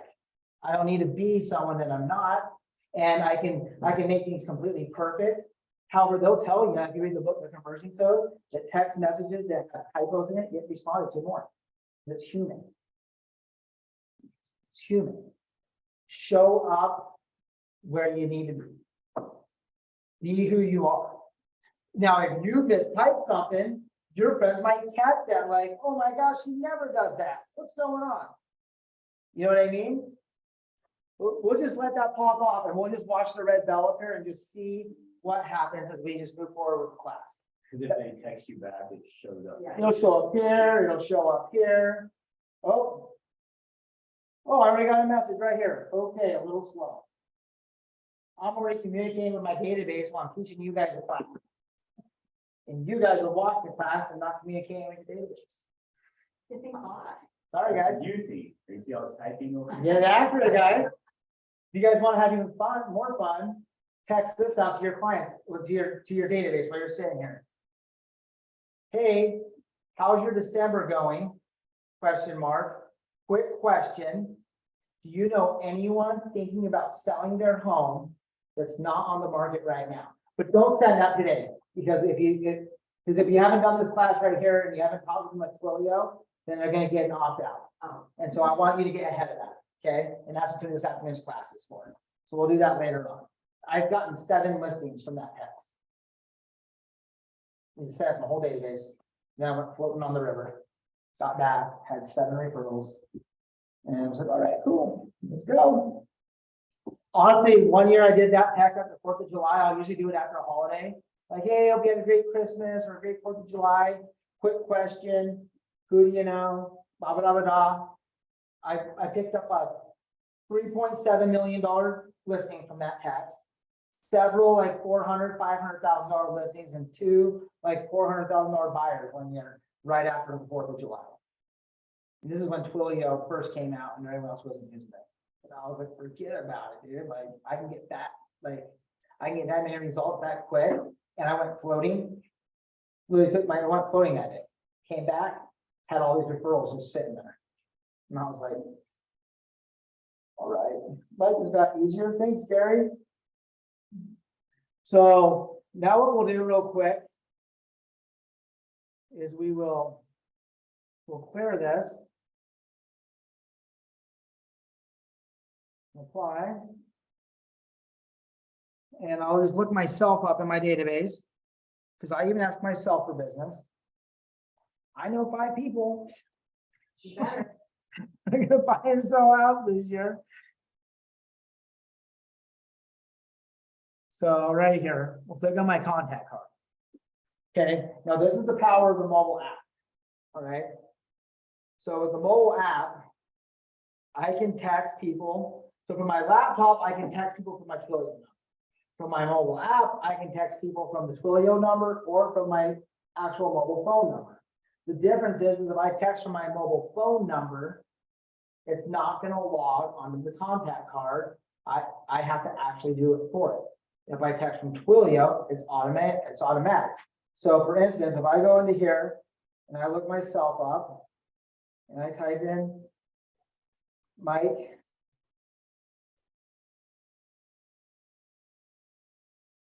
Hyde, and I go in here and I send myself a text, and I hate typing because I'm on the go. So I'll go to my mobile app, I'll just push the little microphone button right here. Hey, Mike, how's that class in St. George, Utah going today? Question mark. So now I've sent that text message out. I will refresh it. One more time. And now here's the communication logged onto my contact card. Okay. So then let's say I don't text my Twilio number. I text them with my mobile number. Same thing. Still does give you an option. to Yep. log it right after you're done. Hey, Mike, how was that coffee you had with Justin this morning? Question mark. Set.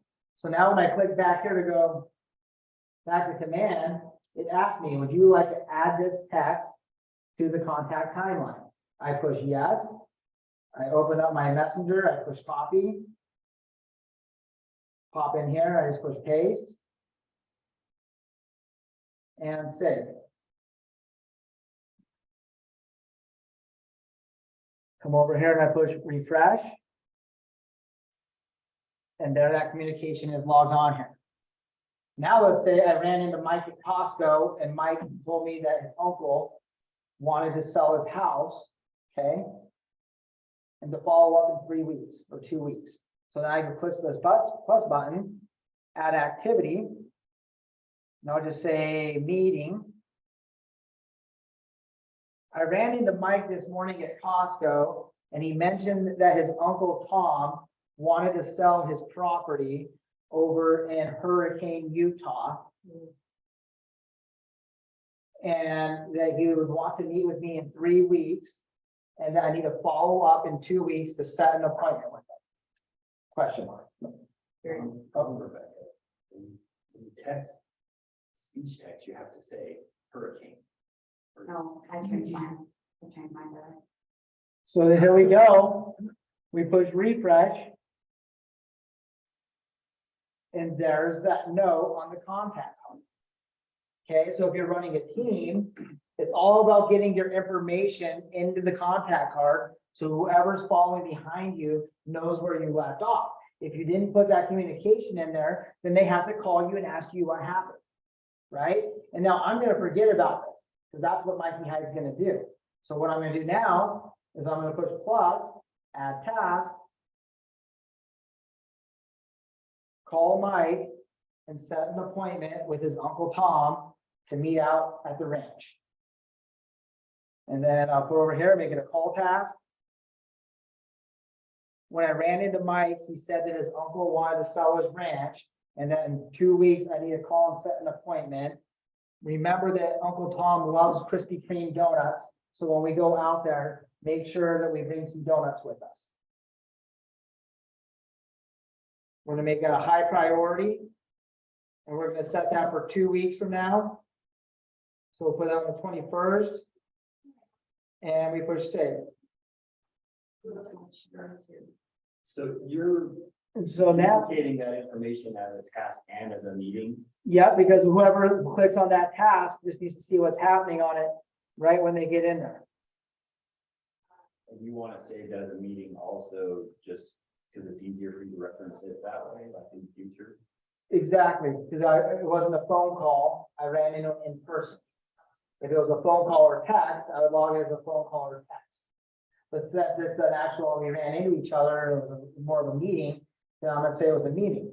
Either way, now here are my tasks, right? So now when I click in on this task, here's all my information for me to go off of. And the reason why it's so important for me to log that information in is what if I'm not the one going on the appointment? What if I get to here and I'm too busy? So now, as a rainmaker, I can just come right here and I can reassign this to anybody on my team. And now they have all the information. I didn't have to type it out. It took 2 seconds. And if I don't do it, I'm gonna forget about it. And then whoever has to show up behind me is gonna have to call me back to get the information done. So the idea of the system, tasks, reminders, all of that is get the information out of your head as fast as possible. And why not just put all the information into the task? Why also have the separate meeting? Because once this task is gone, this is gonna be on my timeline. But the task won't. The task will show up as a task complete. I want anybody to quickly, easily understand where we're at. That took me 1 minute. It's harder to find the information inside of the task, but you have to. Well, if it wasn't complete, no one can go back over and see the history. So let's say you close Uncle Tom out, right? And you're trying to recreate success for somebody else or somebody behind you coming in. They can review the timeline and see what's happening. But not the tasks. They can see the task was complete. But it doesn't have the access to the details of it. Exactly. And so we want to be able to understand what happened, the difference between a meeting and a task. That's 2 different things. The meeting was the meeting, the task was the task. The meeting's what created the task, and we want to be able to see it.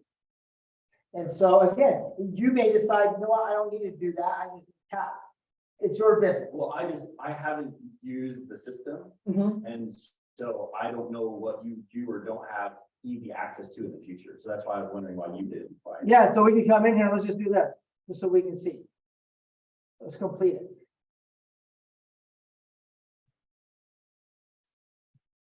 Complete. Complete. Now we go to timeline. And we push refresh. And you can still click in and see that task.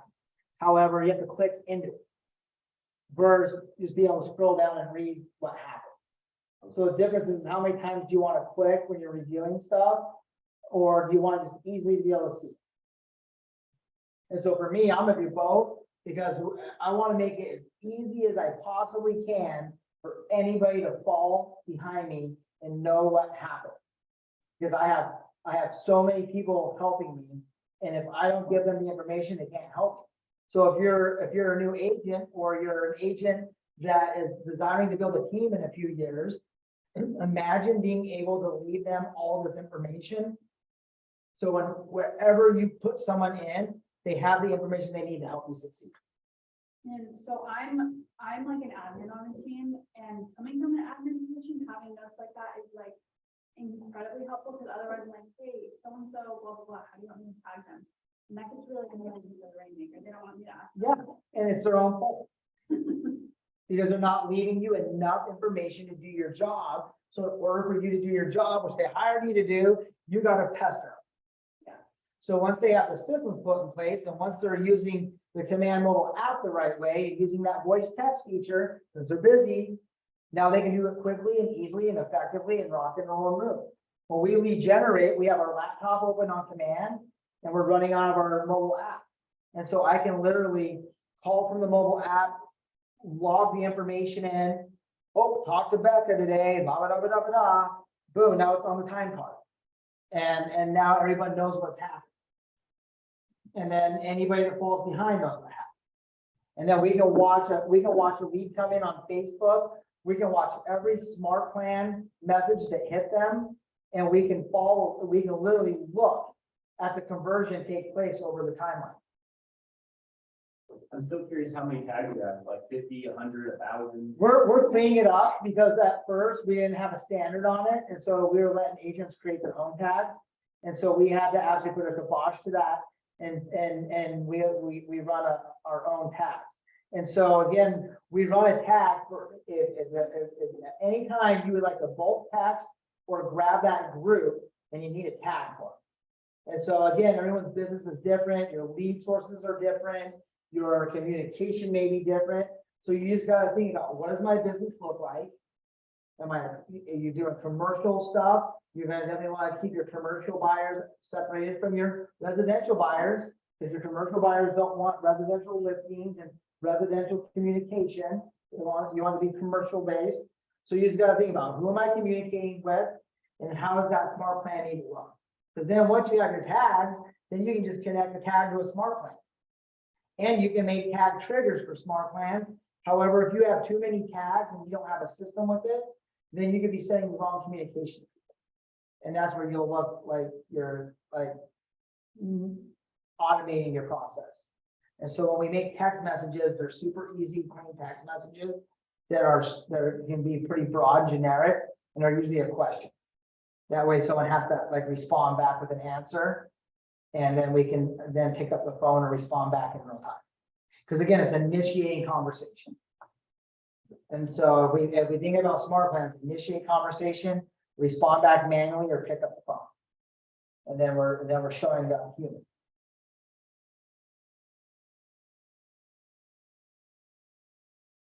All right, so that's the power of tags. So our last question of the day is, can a smart plan be a system? Yeah. Yep. It's an automated system. It's probably your smartest system that you can have next to your opportunity task system. Okay, because your opportunity task system is driving the DNA of your business, and the smart plans are your standards that you can embed into those sections, right? For communication. And remember, a smart plan is only smart if you're using Twilio automated text messaging. If not, I would think that would be a dumb plan. And the reason why is because a smart plan can only do a handful of things. It can send an email, it can give you a manual task, or it can send an automated text message on your behalf. If you're not using Twilio, then you only have two things that they're doing, and one of them's a manual task and one's an email. And again, emails are emails, right? And there's no guarantee that the email is going to actually get the interaction that we're seeking for. And an automated text message can come onto their phone, and they're going to give them an alert, and you're going to get a better response to the automated text.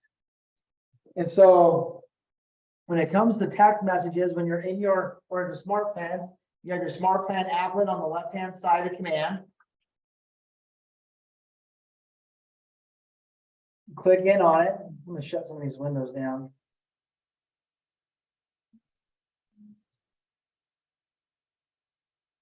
If you said you were cleaning up your tags, which I need to do that because they're all messed up in mine. I just tried to delete one and it said it couldn't delete it because it was attached to a contact. Yep, so what you do is you go to your contacts, you would filter that tag, you'd bulk update, remove tag, and then go and delete it. You gotta remove the tag before you can delete it.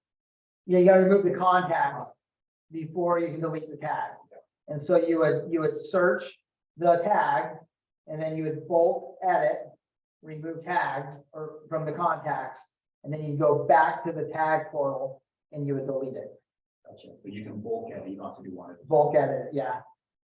Yeah, that was, we had like 4 or 5 agents that I was doing a really terrible job at leading at one point. And they're just making tags for everything.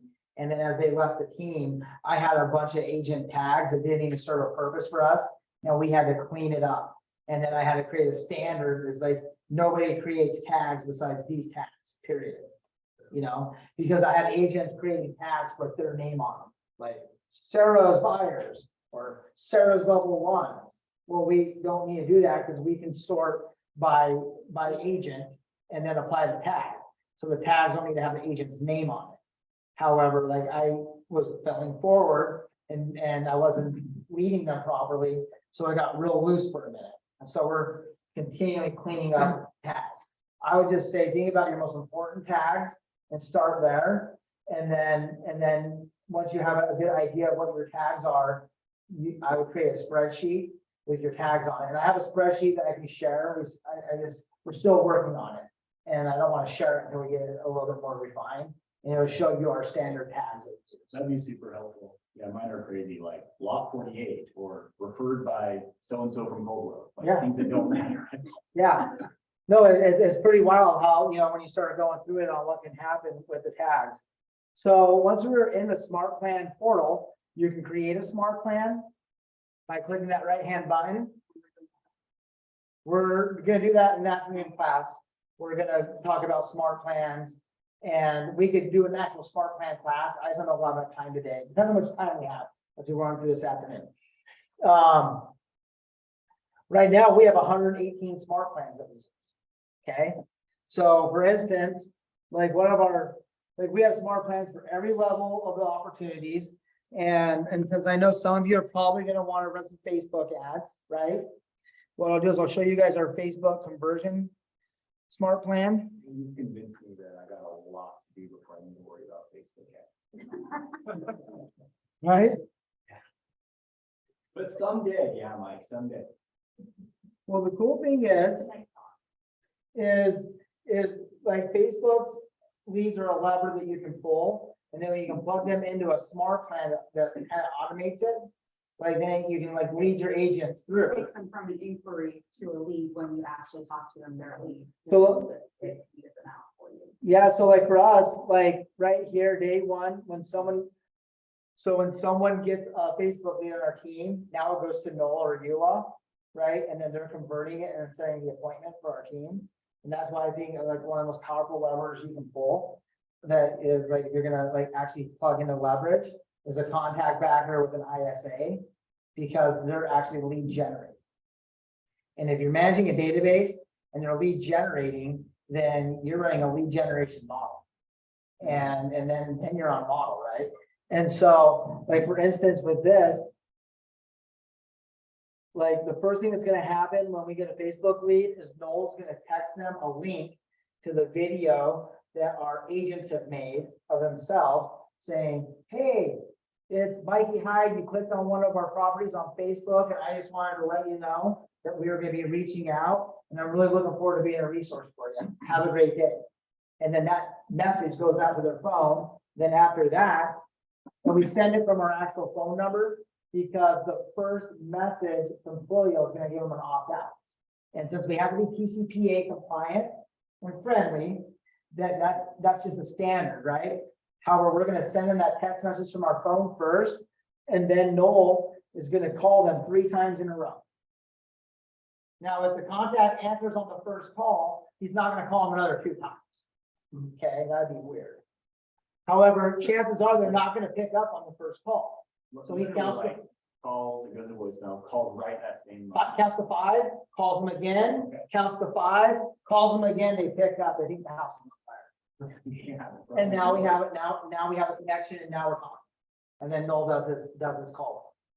If they don't answer on the third attempt, he leaves a voicemail, Where did you come up with the triple dip? the triple dipple. Through just time reviewing agents with bad leads.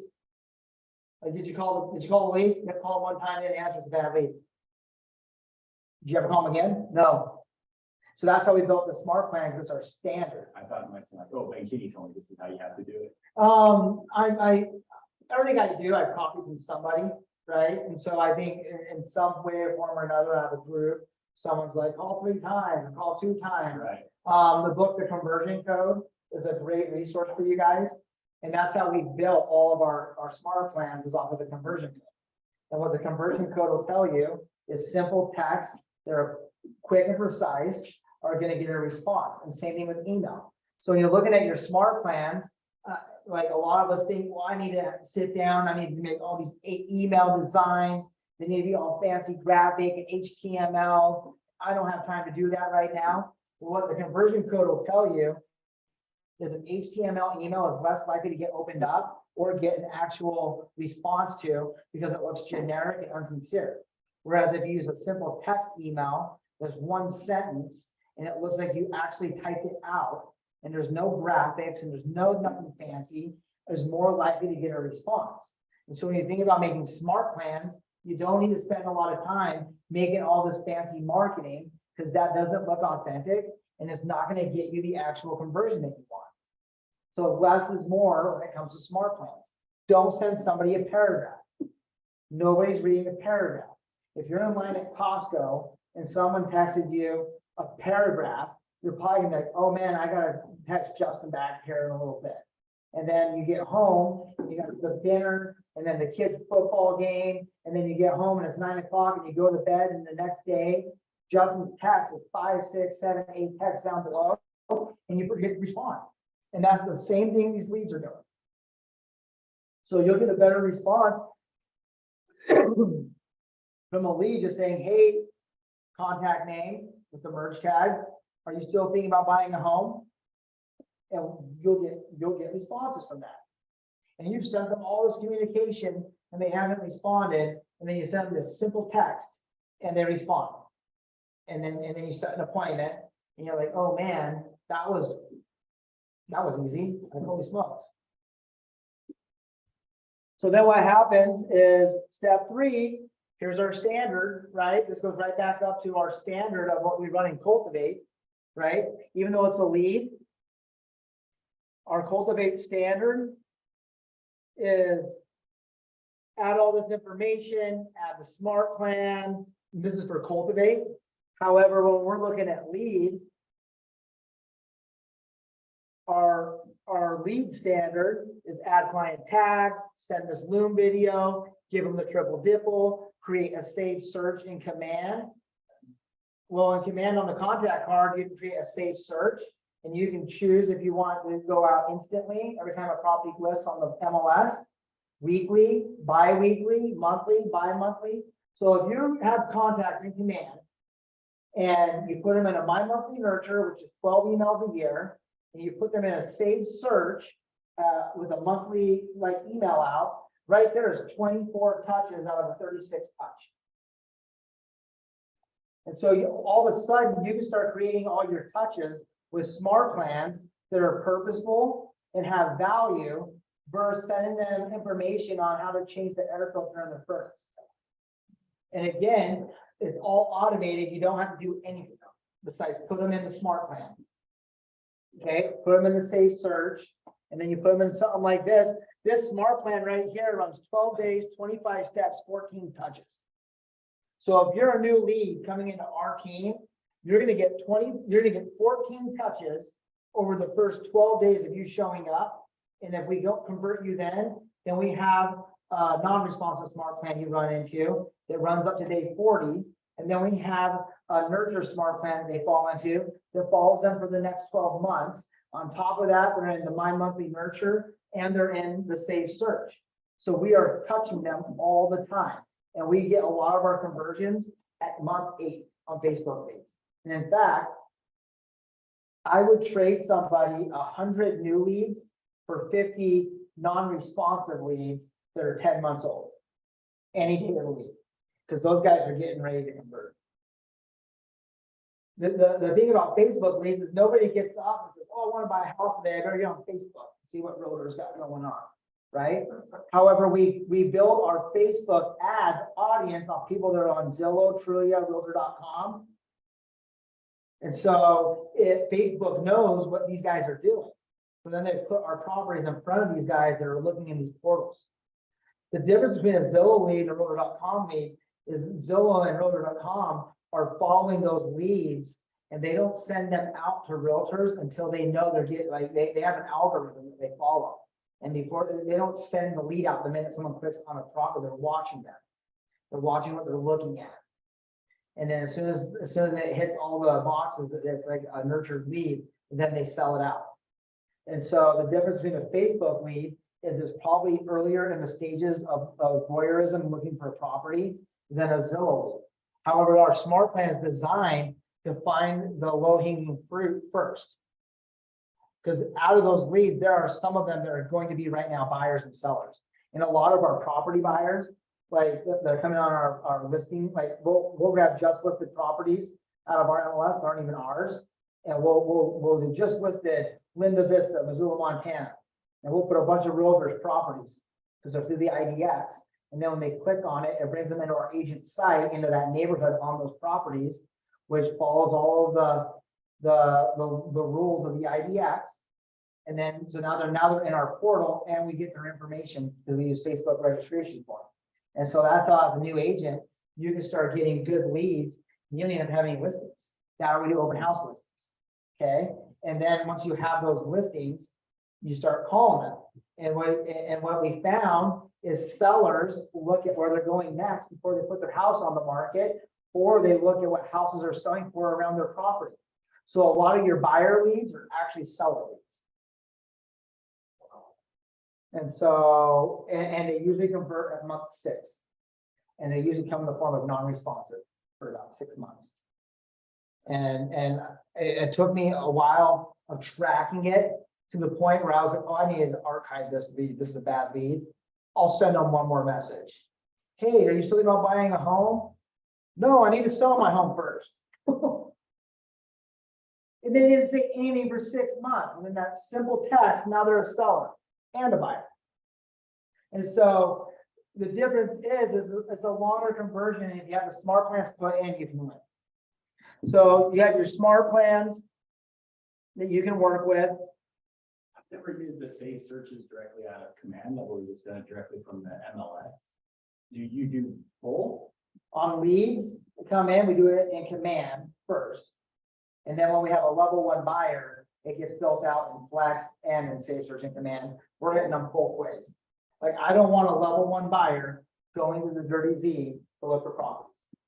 And the command save searches, is that pulled from EWLS? Goes right out of the IDX because we're integrated into the IDX. And so you're hit. I don't know that. Yeah, so. Maybe it doesn't work for me. No, the IDX is the IDX. It's what we're part of. It's what feeds the KWLS. It's what we're all part of as a cooperating brokerage, is being in the IDX directory. And so, for instance, I'll just overdo it on my contact card. If they're getting searches out of command and Flex, aren't they feeling like they're getting, is it confusing for the client? If you ask a buyer if they're happy with their agent, I've never heard a buyer say they're sending me too many properties. I've heard buyers say, I haven't heard from my agent. I didn't get listings from my agent. Or if your buyers are sending you listings with the Dirty Z attached or the Realtor.com, then you know that you're not doing your job.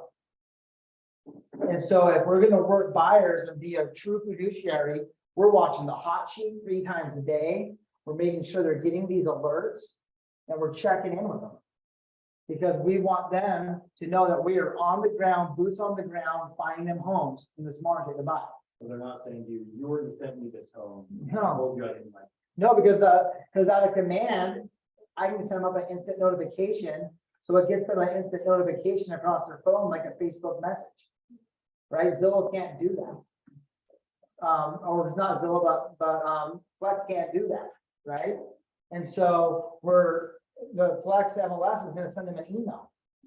Right? And you can set it up where the Flex MLS can send a text message, but it's still not gonna come in the form of an actual notification. And when they get the notification from command, it's logging it on the time card.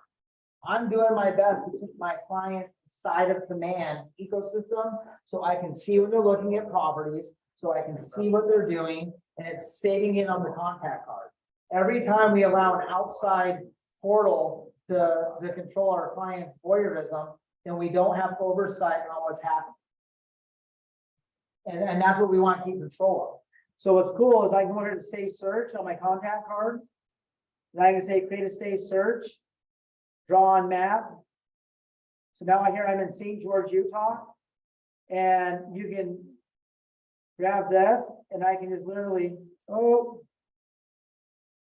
can build a whole custom area for a safe search real quick for a client. And I can push apply. And then I can come in here and I can filter it down on what I want them to see. Then I can click next. And then I can say, yep, I want to send them notifications. And then I get to decide, do I want to give them an instant notification, a daily notification, a weekly summary, a bi-weekly summary, or a monthly summary? So a new lead, we're going to set them up like on a weekly summary, right? We just want to see what's happening, right? And then once we go to a level 1 buyer, a level 1 buyer is going to want to see an instant summary. A level 3 buyer is going to want to see probably a monthly summary, where a level 2 buyer might want to see a bi-weekly summary. Summary is just the list of the homes. It's not a. Yep, it's a list of the homes that listed. Okay. Okay, and we're an instant one, anytime a house that pops up in their search criteria, they're gonna know about it instantly. And then you walk them on their mobile app on their phone, on the consumer side, on the buyer consult side, and that's where you can set up the instant notifications on their phone for their search. So our buyer console is really easy. Like you come in, we let them know what our 3 goals are, we review the market summary, and then on our phone, like our buyer console's like dialed, and we get like a 98% signed buyer broker rate when we do our buyer console. Inside of our phone, you got the guide. So we've embedded our whole entire buyer and seller's guide that we have customized into our phone. So we can do buyer and seller consults right from our phone. And first step of that consult is we go over the market summary, and then I say, Mr. Buyer or Seller, have you downloaded the app to your phone yet? And then they say no, and then I resend them the link. And the first step is having them download my app to their phone, and then I walk them through the guide on their phone. And then as we go through each section, it check boxes off for them. Then anytime they have questions, it's all inside of here, all the way down from our lender list, getting pre-approved with Keller Mortgage, inspector list, all of it is inside of our guide on the phone. And then we have them set up their notifications. And that's how we're able to keep buyers and sellers inside of our portal. And then we can see when they're looking at properties, they can schedule showings from the mobile app, send us messages on properties and all timestamps in command. And that makes it really streamlined. We've been doing this for a couple of years, and I've never had a buyer tell us that we're sending them too many properties. But you also do it through Flex MLS because it offers more detailed search criteria?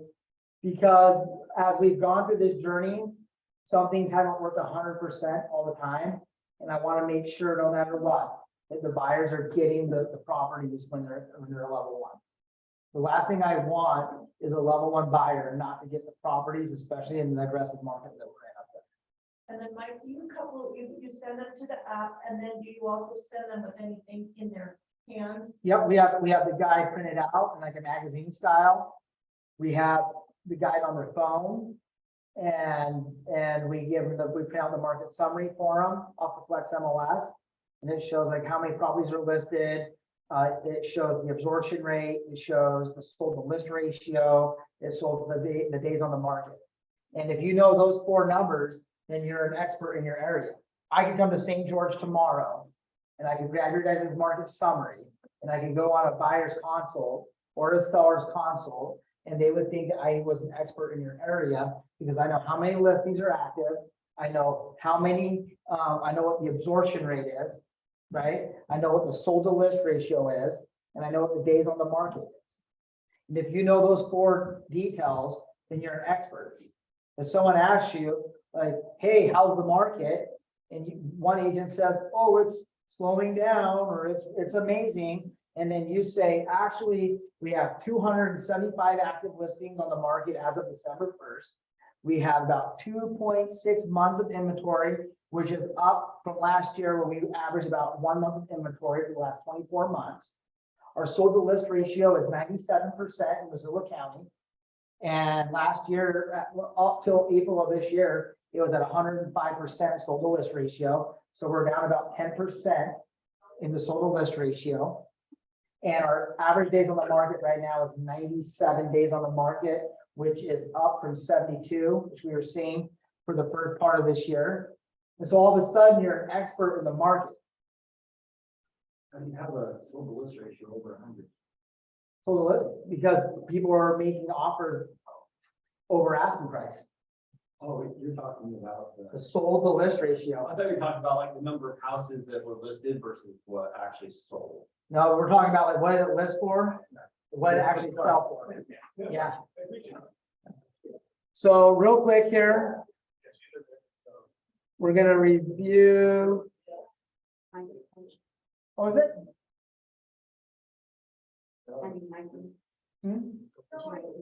Still call me Michael. That's when I'm in trouble. What do I do?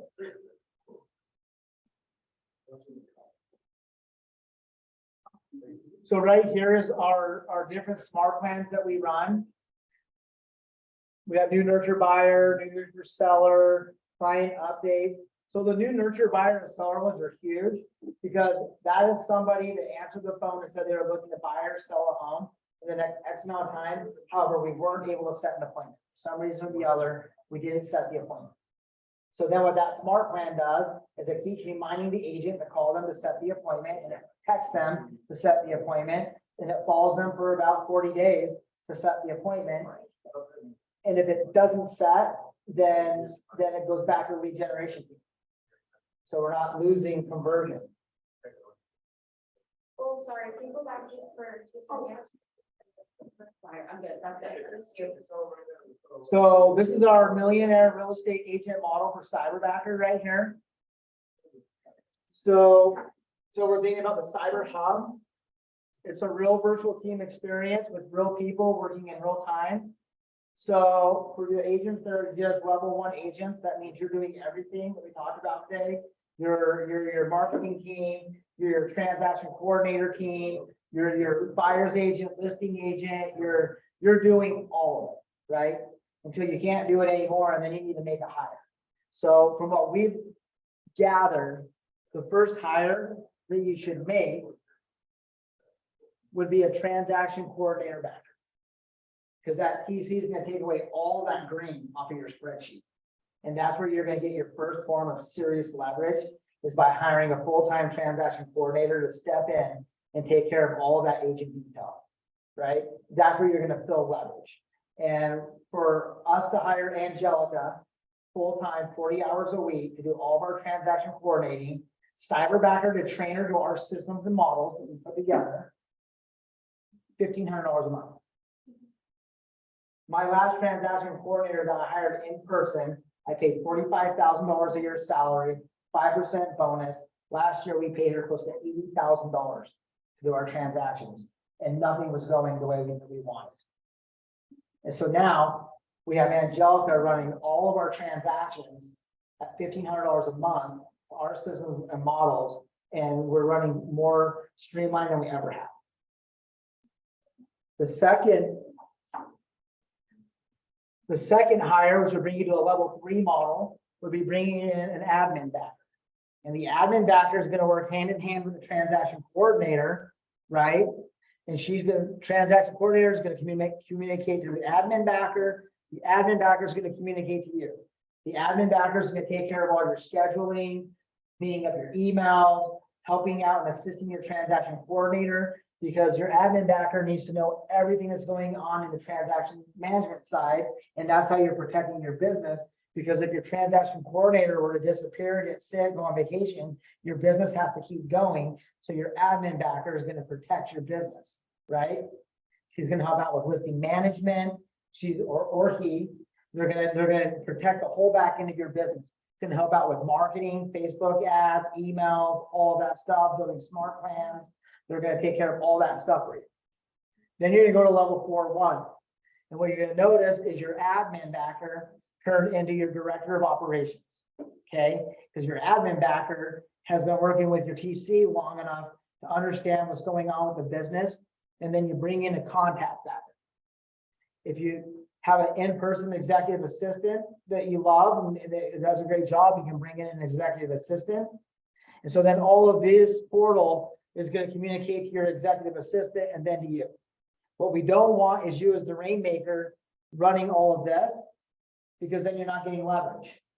And so we're hiring that out. And you could draw an X through that if you have the right director of operations and you don't want to bring in an in-person executive assistant. Or you could hire a backer to be your executive assistant too.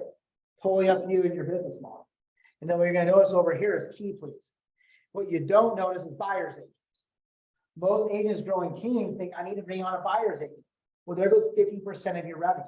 The minute you bring on a buyer's agent, and most of the time when you're bringing on a buyer's agent, you're looking for leverage, they're looking for mentorship. Most rainmakers that are in this stage don't have the capacity to actually be a valuable mentorship to a buyer's agent, so it's not going to work. So that buyer's agent is going to leave, right? Maybe 6 months, a couple contracts, they're going to go if you don't have all this built out properly. Keys Please is like the showing assistant, Uber of showing assistants, okay? And the TL can reach out for Keys Please, and they bring in it for your market center. It doesn't cost the MC $1. And what they do is they upload your whole entire agent roster through Winmore, so that you as an agent get to decide who do you want to utilize for a showing assistant. And you pay them, like in Missoula, we pay them $50 a door. So if an agent opens a door for us for $50, we pay Key Please 54, they pay the agent 49. Okay, so even if I have an agent open up 10 doors and it costs me $600 to get a contract written, I'd rather pay $600 in this stage than $5,000 or $6,000 split. And that's how you can protect your business and protect your revenue. Lead with revenue. Okay. What if you hired an experienced agent that wanted to hire? If you want to split your commissions 50-50 and you're in that stage where you're okay with grabbing a $10,000 commission and cutting it in half and taking 5 and giving them 5, great. However, if you're trying to build a business and build that back end support, I would recommend leaving that money in your business and just having a newer agent open doors for you.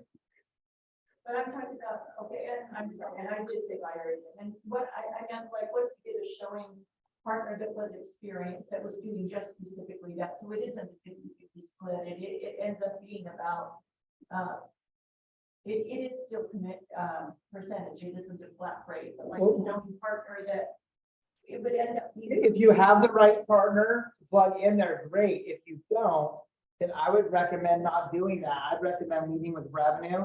Because if you think about it, what happens when you bring on a buyer's agent before you're ready? They come in, they take up your time. I'm talking showing partner. So again, if you have a showing partner, how are you going to get that information to the showing partner? We met with them in the mornings and told them and touch base for 5 minutes. So with Keys Please, you could have that partner, and that partner could still be on Keys Please, and that's how you pay it. And that's how you send out. It's like scheduling an Uber. You'd have a buyer that wants to see your property.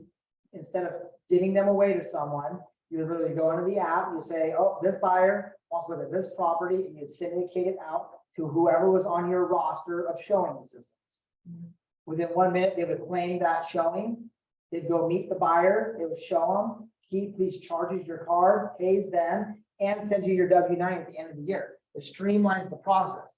Right now, what's happening is agents are going onto the Facebook Market Center page saying, "Hey, who can help me show a property today? Who can do an open house for me this weekend? who could run and drop off a listing packet or a fire, all these things that we need to have done, we can organize through Keys Please.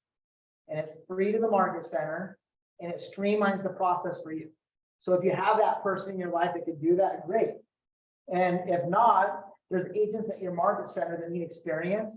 They can open doors for $50 a door, and that leaves more revenue in your account and less responsibility for you as a rainmaker at that stage. There's gotta be a little to be said though about like the quality of the person that's. Well, you pick them. Per person. Today's consumer expects 24/7 on-demand service from their real estate agent. Opening the door. Today's agent needs leverage.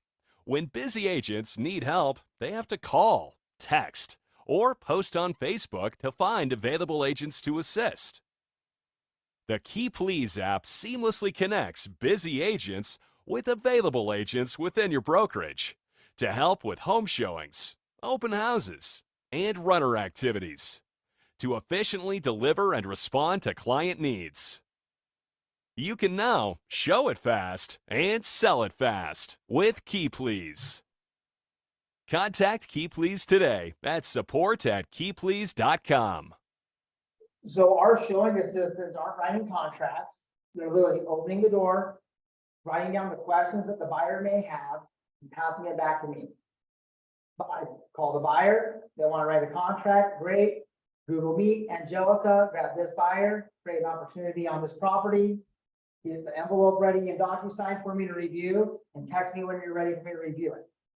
20 minutes later, she popped me on a Google Meet like she did this morning. She says, Mike, here's the contract, review it. I look at it, I say, oh, edit this, do that. If I'm a rainmaker, I have to review every buyer's contract by my brokerage rules. And then I gotta split the commission 50-50. I can have Key Please open the door. I can have my support get my envelope ready. I review the contract, send it off. I keep the commission in my business. And the buyers are happy because I got them into the property to see it fast, right?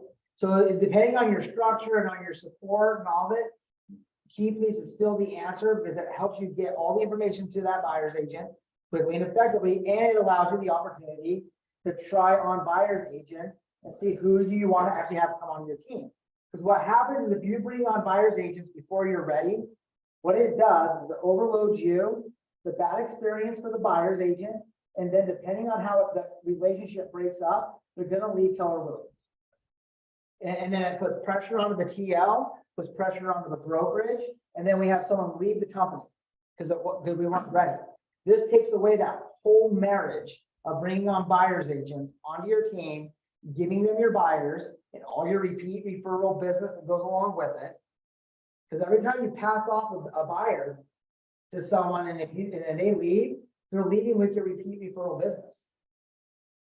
And so this is going to protect your business because that's what we're doing our best to do, is protect the business, protect the brokerage, protect the culture, and make sure everybody's getting experience. And then if you find someone that they're knocking out of the park, they're always available, they're doing a great job at showing properties, then you can talk to them and say, hey, I would love for you to maybe come onto the team. And I have all of this infrastructure right here to support you. What happens is teams start off by you got, you're busy, you need leverage, you bring on a buyer's agent. So it's you and a buyer's agent, you don't have any of this. And then what happens is you can't support them and then they leave. Does the Keys Please cost vary depending on region? No, it's a flat fee. So you agree with what price you're paying your door openers. In our market, it's $50 a door. But different markets, it's different prices. Yeah, it depends on what you agree to pay your people. I mean, you guys might be $30 a door down. And Key Please is gonna take about $4 per door opener to run the service. And then they have a separate fee if it's like an open house or. Whatever you agree, Key Please, the average is about $4 or $5 a door. Whether it's an open house, a listing, you might say, hey, I need someone to run listing packets for me to my listings before I go, because that's how I do it. And so you would have a newer agent that has your listing packets in their car.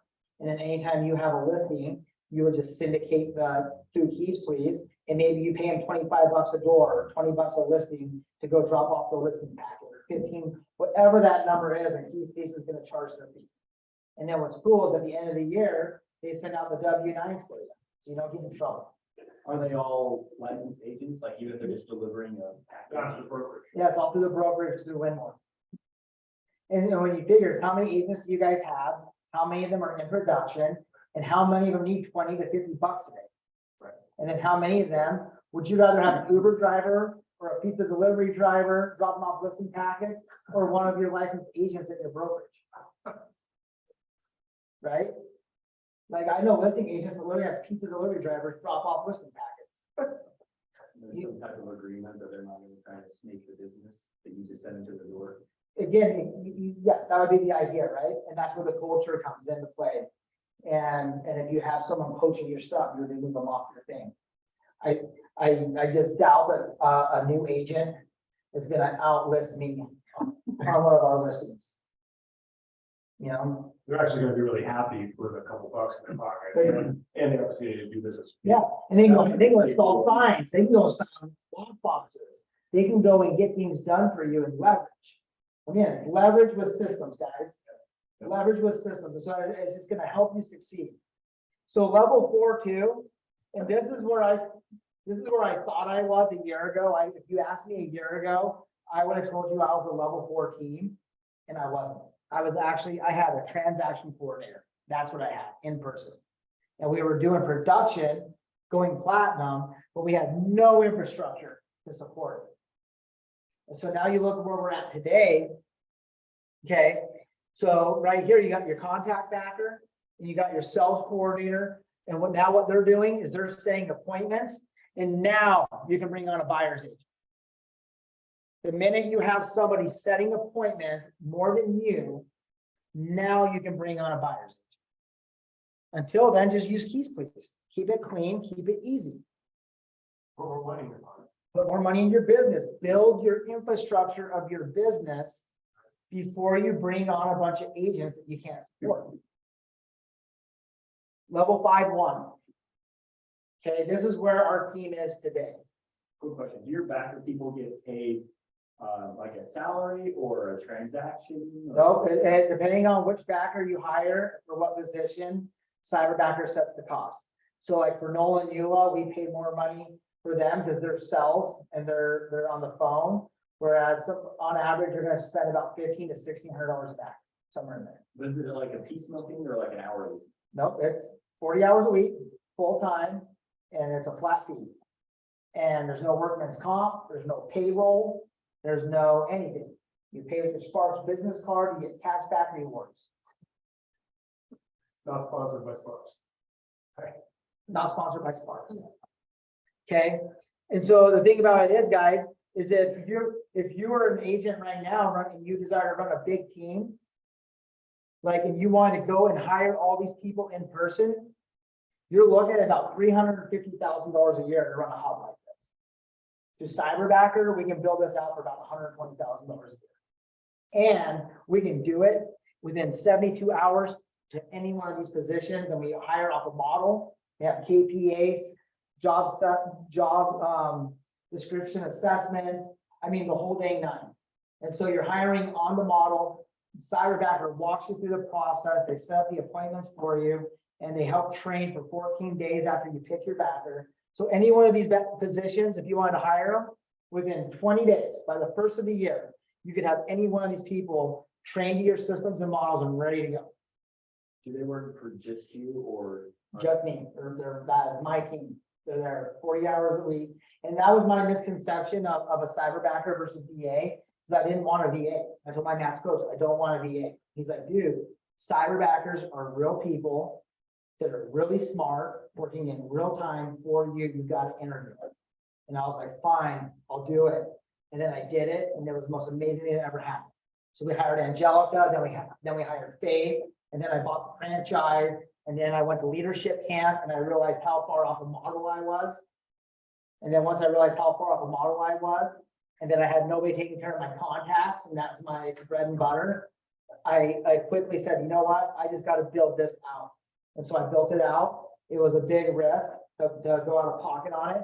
However, it was the best decision I ever made because now we have all this infrastructure for our team. And it's just not about our team. We're talking brokerages that are doing TeamBridge. If a brokerage is going to initiate TeamBridge, they're going to go through the same struggles that we do as individual teams building teams. And if they don't have the infrastructure in place for that TeamBridge program, it's going to be very challenging for a TL or OP to run a TeamBridge program. If you're talking expansion, you want to go and do expansion somewhere. If you don't have an expansion hub ready to go, then you can't expand and keep your actual expansion members because you're not going to be able to support them and they're going to fall off. However, I could take my contact backer package, transaction backer, and marketing backer, and I could go to any market and win. I could go plug in anywhere with these guys. And I could use my hub to train another hub. And so once you have a hub, you have more protection. And if you have a hub and you have your systems, then you could rebuild hubs anytime you needed to, because you're building it off of your system. However, if your system's living in all of these individual minds and not in paper and not embedded in the command, if any one of those people leave your team, then you're vulnerable. And then you got to figure out what they knew and where they left you off at. And so that is our Cyberbacker model right here. We're super excited about it. This is what we're running right now. And this is what's helped us like continue to just move forward throughout this market shift that we've gone through. And a lot of our agents at our brokerage have slowed down and we're speeding up. Then you got level 5 too. And once you're able to set at least 6 to 10 listing appointments a week, then you can bring on a listing agent.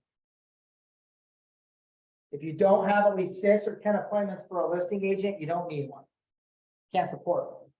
Okay, so that's a level 5 too.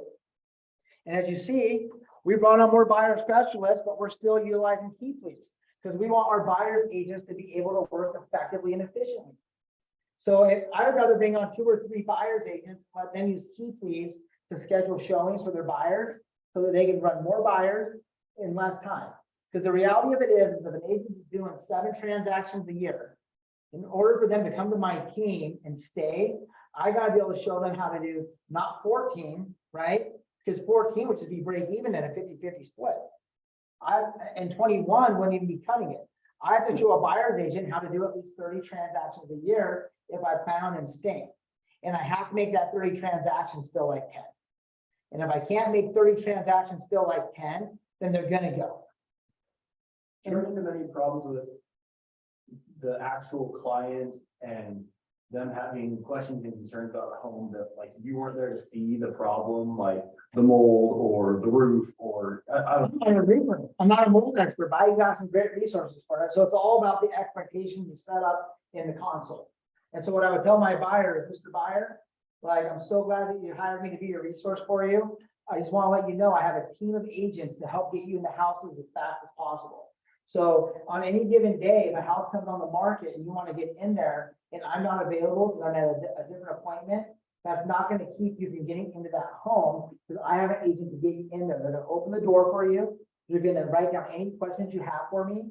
And then if I need to meet you back at the property, I have no problem doing that. Does that happen much? Like, hey, we want to make an offer, but No. we want your opinion on what it's worth with the condition it's in or something. Yeah, and if someone wants to write an offer, I'll go over there, take a look at that property if that's what they need me to do, right? However, I'm not gonna like refer a buyer out because I'm gone for the weekend. Right? I'm just gonna have someone open the dang door. Yeah. Yeah, I'm not gonna turn down my buyers and tell them, sorry, I can't get you into this house tonight at 5 because I'm already here, and here. So I get in there Wednesday at 3, and by Wednesday at 3, it's under contract, and now they're firing me. I really like the idea. I'm just trying to think of like potential things I might have to overcome. Yeah, what I would do is I would think of all the benefits to it and double down on that versus focusing on the negative things that probably aren't ever gonna happen. That's what I would just call those limiting beliefs. Yeah, so I'm only bringing up the negative stuff. I can see a ton of benefits. Yeah. I really like the idea. Yeah, no, and like I say, like this is something where it's all about the expectation you set up in the console. And it doesn't mean that you can't go back. Hey, if you want to write an offer and you need me to go there with you again, and I wasn't available at 5, I can still drive back by at a different time. I can still meet you there after it goes under contract. But as we've discussed in the buyer consult, that's what that inspection contingency is for. Because we're gonna want to get an actual inspection done on the property, and they're gonna look at everything. And then if they call anything, then we're gonna get our roofer in, we're gonna get a mold mitigation company in, and then we're gonna go through that process. And so it's just about the console, is what I would say. And if you guys have questions on Cyberbacker, you can always scan that QR code. You can always reach out to me. Again, guys, this is my big why. And so I'm super excited to come down here today and talk to you guys about leveraging systems. I'm happy to always share our journey with the Cash High Foundation and share my son's journey. And we're super excited about the wellness center that we're working on. And when we get this facilitated, I feel like it's gonna be a big deal for a lot of Keller Williams agents, because teams and agents can come and volunteer up there, help families out, and really give back. And we'll use it for corporate retreats. It's gonna be an amazing facility. It's located in Polaris, Montana, which is about 3.5 hours north of Idaho Falls. And we're super excited on this project. So if you guys find value from our Leverage the Systems class and our Command Your Spirit class this afternoon, this QR code can bring you guys to our foundation, where you can always make a donation and or volunteer. And we appreciate everyone's support in our journey. And I think it's about lunchtime now. Oh. Good. Thanks, Mike. And if you need to get a hold of me, that's my information right there. And so I'll move this out of the way.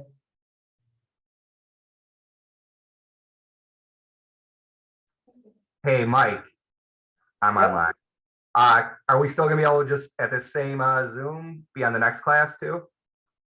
I believe so. Right, Danny?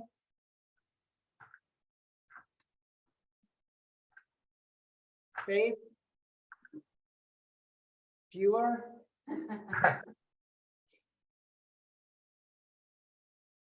I believe so. I won't turn Yes. it off. I'll just mute it for a sec. We'll be using the same Zoom. All right, perfect. Thanks, Faith. All right, thank you. Mike, that was killer. Thank you. All right, cool. So, thanks, Rebecca, for lining up a sponsor. We have a sponsor, and